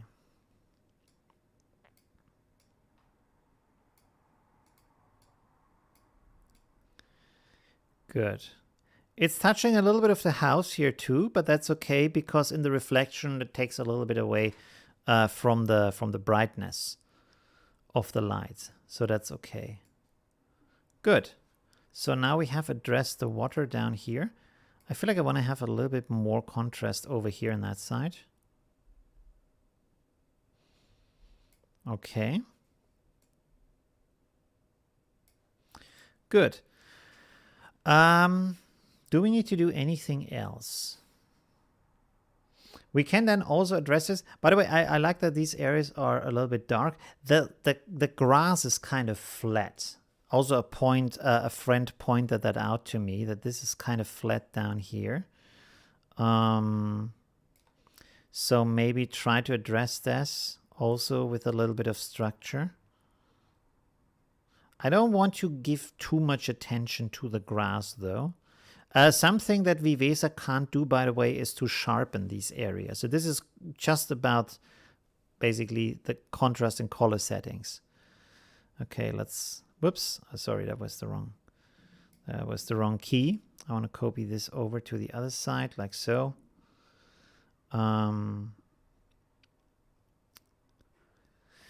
Let's make this a little bit darker though. Like so, and then also maybe change the warmth a little bit. Okay. Do the same over here. Because I really don't want this to grab attention away from the building and the sunset. It's, oh, that was too much. Okay, there we go. We'll pull this also in the middle here. Boom, there we go. Okay, so now we have a nice grass structure. And at the same time, it's not that visual. It's not that apparent. All right, so I think that's basically it, right? Where's my line? Oh, there it is. Sorry. So you can see that's the change. Quite a huge change in here. And Viveza is pretty good for that, right? Okay. So let's save this. And by the way, in the new version of Nick Collection, you can also save it so you can edit it later. As you can see down here, save and edit later. It's a larger file, but it is non-destructive, so that is helpful. Let's save this in that version. And another thing we can do here.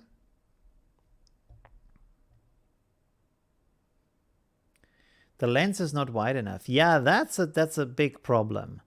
And this is why I like the fisheye, although it can have some really crazy effects on the picture, is that you can just like capture everything that's there and then crop it out afterwards, or get a really wide angle lens. That's also a good idea. That doesn't have to be fisheye, like this on the border where it's very wide angle but not stretching. Or another thing you can do is, of course, a panorama, like just take 5, 6, 7 pictures and then have it stitched together in the photo afterwards, right? You only have to look for that you don't like maybe make the circle too small, like just how can I say to have it. What is it? What I want to say? In a panorama, you have to look for that it's not bending too strong. On the perspective that you're photographing, because this has to be stretched afterwards so it looks flat again. And if it's like stretching too much, if the bend is too hard, you just have to crop out a lot of it or it looks strange. So you want to look for that a little bit. We could now go in here and do maybe a little bit of color effects. I didn't do this with the other picture. We can try it here. So let's do that. Oh, it's doing another copy. Okay, never mind. That's okay. All right, so you can do even more stuff here. This is getting too extreme. You can also see now it's really ripping up the picture, so that's not good. But so this is tonal contrast, which is also very intense. I don't want to use that. But what we could do here, for example, is it the Skylight Filter? They have a Skylight Filter and another one that is almost named the same way, but does something different. I think it's called the Daylight Filter or something like that. Sunlight. Skylight and Sunlight. Sunlight Filter makes it a little bit more glowy, so not exactly what we want here. But Skylight is... And you could go like... to Disney, basically. We could add a little bit more here. Another thing, by the way, that you can do here is to have these kind of graduate filters where you can introduce different kind of colors. And then it's kind of these kind of gradient overlays that I've created for you. Although I think the stuff that I created that you can use in Affinity Photo works better, I would say, than this, because this is kind of intense, to be honest. So without making wanting to make make it sound like an advertisement for my stuff, but I found these really hard to use. So yeah, okay, not gonna do that. We don't have to do anything with this. I was just like interested to see, like, here's a detail extractor. Ooh, that is also a bit too much, maybe. Brilliance and warmth, we can look at that, maybe. Give it a little bit more saturation. Make it a little bit warmer, maybe. It's actually quite nice. You can also, up here, you can go for the before and after. So this adds a little bit more light. That seems nice. Okay. Turn this down a tiny smidge. I don't think we have to do a lot more than that. I think that's kind of finished. Okay, cool. Oh, is my internet down? No. Am I still there or not? Because it tells me 0 viewers suddenly. Up here it says 177, which is the most I ever had. And then, oh, now it's back. 186. Wow. Okay, we are hitting new records today. It's pretty cool. Awesome. By the way, you can also set control points here. And let's try this a little bit, because I have to say, I feel like the orange in the sky is too much for my taste. You're on? Okay, still on. That's pretty good.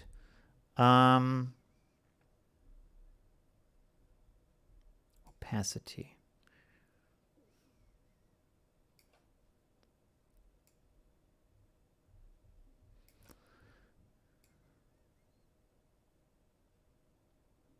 Okay.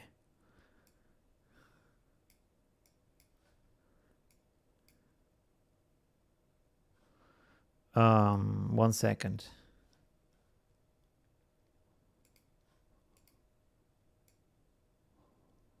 So this reduces it, but why doesn't the other one edit? Oh, it does. Okay, good. So let's just pull this down here. It reacts to the background, so I just have to put it on the right surface. Okay, so now the building is a bit warmer while the rest of the sky stays the same. Okay, let's save this. It probably looks different than what I've created that I've already uploaded to the internet. Let's see. I think this is a little bit cooler from the look. Yes, it is. Bit cooler, bit more drama. So it's every time getting a little bit different, which is okay. Whoops, that's the wrong one. But you can see how big the change is. This is the original one, which is already cropped and a little bit edited in this raw setting here. And then this setting with all the other kind of effects and adjustments. So that's pretty... The orange is a little bit too strong. Maybe. Yes, we can reduce that. So it's really a little bit too much in this case. And this is like, we can do this right now. We can go in here and boom, open this up because, like I said, it's non-destructive. It did make a second copy though. I should have turned this off. Are my points here? No. Okay, that's interesting. 1 second. This is something we have to check out now. Did I not hook the edit it later thing? Wait a second. Let's go in here and say process TIFF as TIFF and export.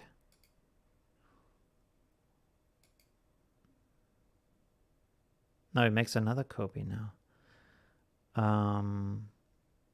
But this is... What's going on right now? 1 second. This is interesting. No.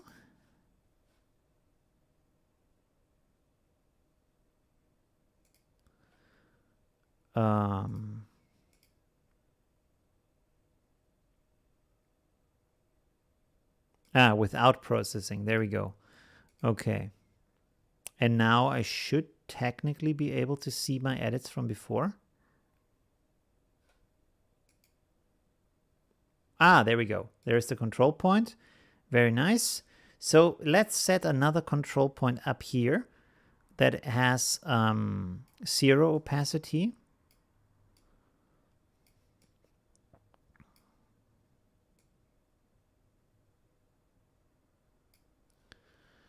So let's see if this is better.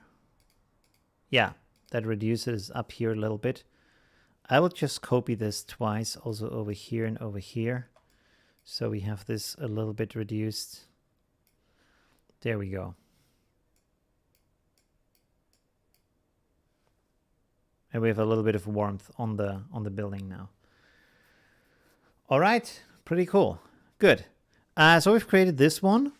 And should we do more? What time is it now? Oh, we're almost at 2 hours. We're gonna pull a quick one here. So this is another picture. By the way, another thing I want to point out. So I went to the countryside with a friend of mine, and she has a YouTube channel. You should check that out. But she's a German YouTuber. So just to promote her,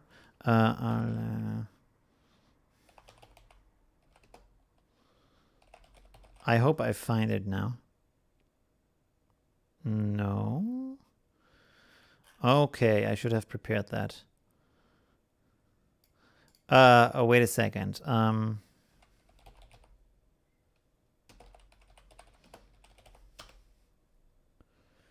There she goes. Okay. Poof. All right, so she does a lot of videos about drones and photography and equipment, and this is the video from our tour yesterday. For some reason, I decided, because I had so much like success with this kind of picture that I took at Belvedere in Vienna, this one, that I'm gonna photograph also the landscape with a fisheye. Which is not a good idea, because stuff should be close to the lens with your photograph with fisheye. So I took a lot of photos, and well, you can't really see that much on them. But she gave me one of her photos we can edit. This is this one, which has a really nice effect, long time exposure. We can see here the information also. She does actually have a Sony Alpha 7 Mark III. And you can see here 2.5 seconds exposure time, ISO 50. So yeah, very nice lens also, very expensive lens. So it's pretty cool.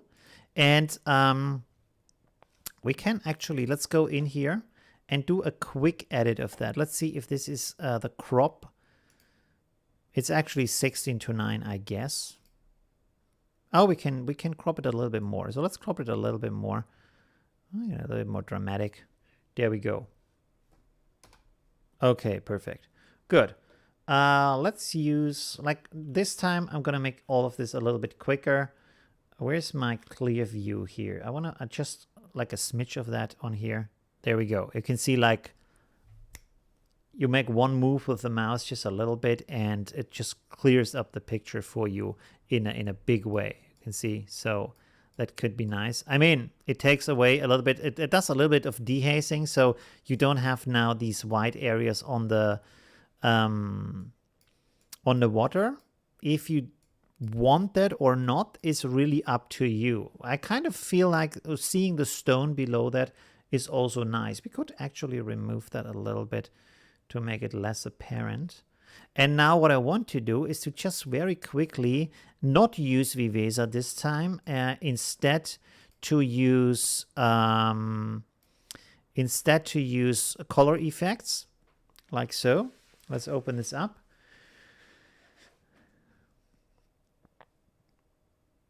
Okay, 1 second. Makes a copy of that again.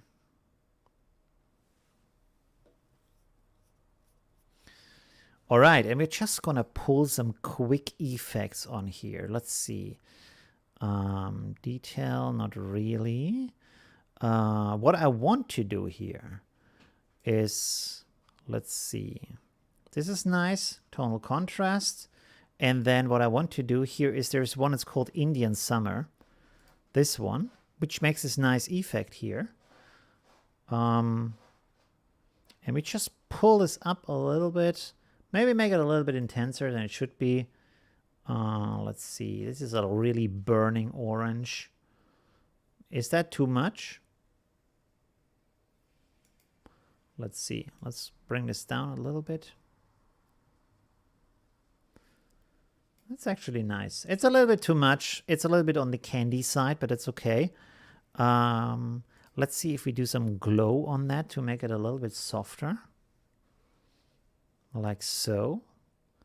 That is okay. We don't need to touch up the saturation. Maybe make it a bit cooler again. Okay. Good. Let's add another filter. Oh, we could try the stylizer filter. I'm a huge fan of that, but oh, maybe that's a bit too much here. Yeah, that's a bit too intense, so maybe not use that. Reflector, skylight filter, sunlight filter gives it a soft, dreamy touch a little bit, but I guess that might be too much here. Let's reduce the strength. Let's see, brightness wise. Bit more contrast maybe. Okay. Is that too dreamy? It's a bit much, right? Let's reduce the opacity here overall. So we have this effect on there, but just a little bit. Okay, good. I think we could leave it like that, right? That's okay. Let's save this real quick. And then I just want to real quick pop into Viveza. We can do some maybe adjustments.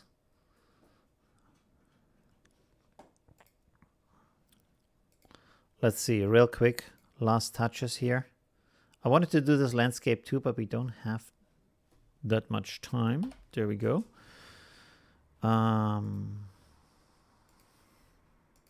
So for example, this one, I feel like if we make that a little bit brighter, give it a bit more structure, and then also a bit more contrast, a bit more warmth.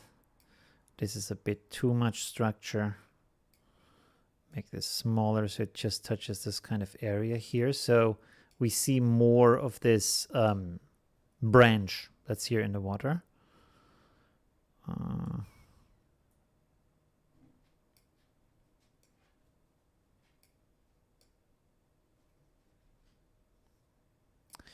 Okay, so that's kind of nice. Is it a bit too bright maybe? Let's pull this down here. And then let me copy this over here. Is that a good idea?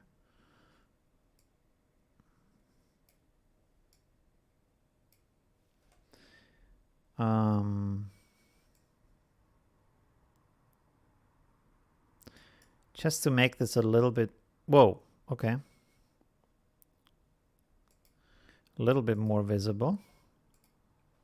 So let's see.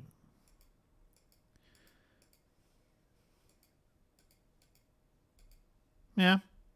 Or is that good? We could also leave it dark.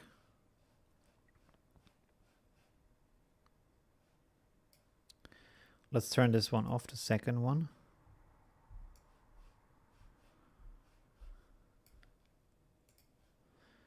And then make this darker.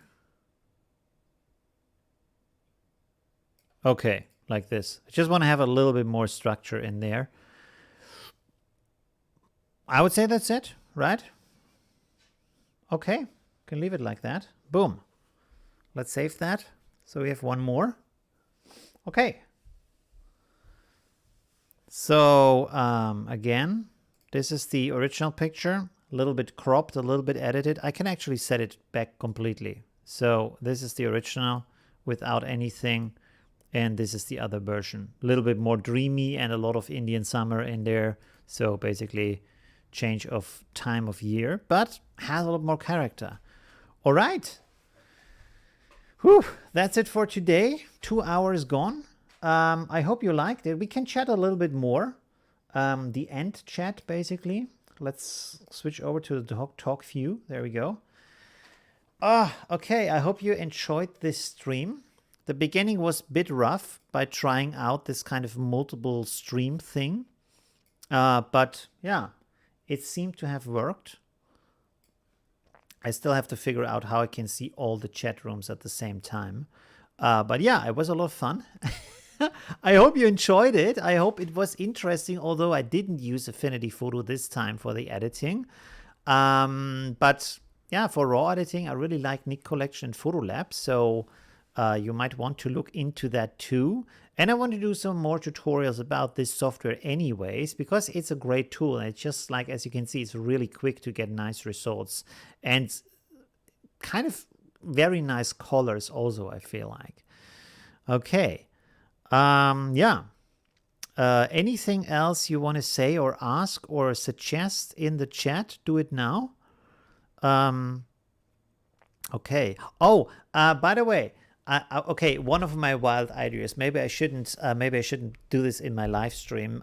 But here's a suggestion. I was thinking I could post this into my Facebook group because I'm thinking what kind of thing I could also do because of the YouTube channel and the stuff I'm doing. So I was thinking, would it be interesting for you that I create a workshop where I talk about how to build a digital business, like how to get your business online, get customers online, get them from around the globe, which makes it also more safe against crises and local problems and stuff like that. That could be an interesting thing. Doesn't have to do with photography specifically, but I think right now in this kind of situation with the global pandemic, a lot of people go digital anyways. Maybe that's a good thing, you know?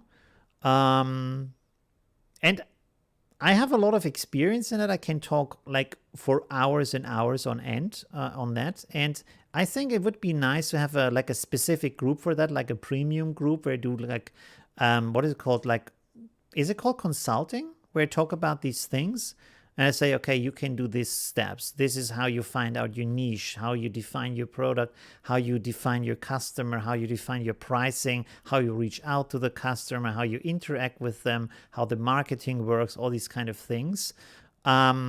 Might be interesting. And it's a topic that I like to talk a lot about. If you know me in real life, this is one of the topics, like when you meet me, I'm always talking about these kind of things because I'm just really interested in these kind of things, how they work. So that might be interesting if that could be a thing. Yeah. A fun thing to do on the side, and of course to help you just to build up this kind of thing.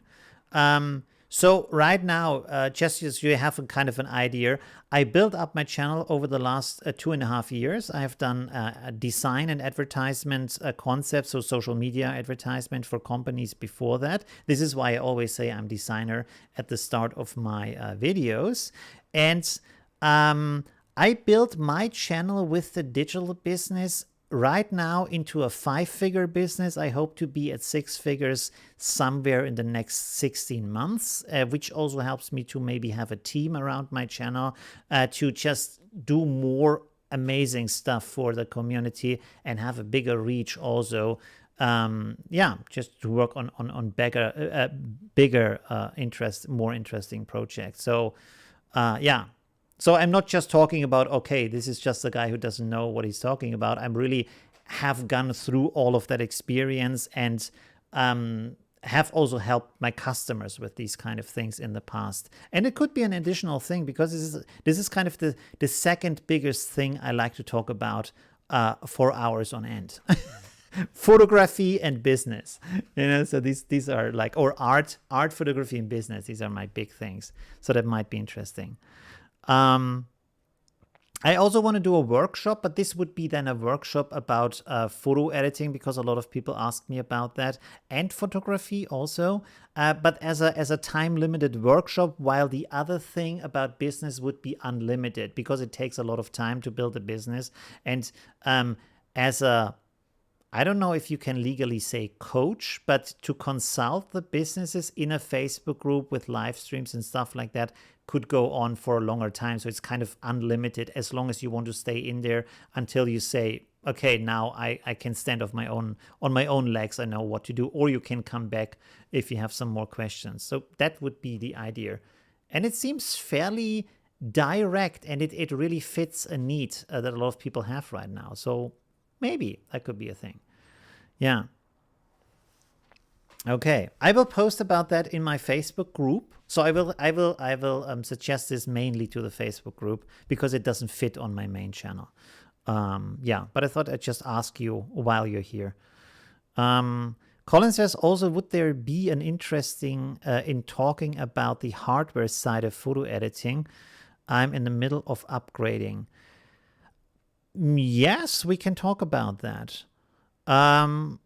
Yeah, sure. That would be possible. Absolutely. Although I don't think it's too complicated. Like I have a desktop computer and just a new GPU, a nice CPU, a nice GPU, and I don't think you need that much RAM for photo editing compared to video editing, for example. So it's kind of an easy setup to create. We can talk about that. I can make a video about that for the computer hardware. Yeah. Okay. Yeah. So thank you very much, everybody, for joining. I don't think there's any more questions. I don't see any in the chat room right now. So yeah. Thank you very much for watching. Was really amazing. Also, to have a lot more people viewing the stream this time. Apparently, this is a good topic, and maybe also Sunday is a good idea, and having a topic for each stream is a good idea. So yeah, I will keep on doing that. You can also suggest things you want me to do in live stream as a topic to talk about, because here we have 2 hours. That is a lot of time to talk about and go into depth about different topics. Okay, thank you very much, and see you soon. Bye. Wait, I have to find my end screen. Sorry. There we go. Okay, bye.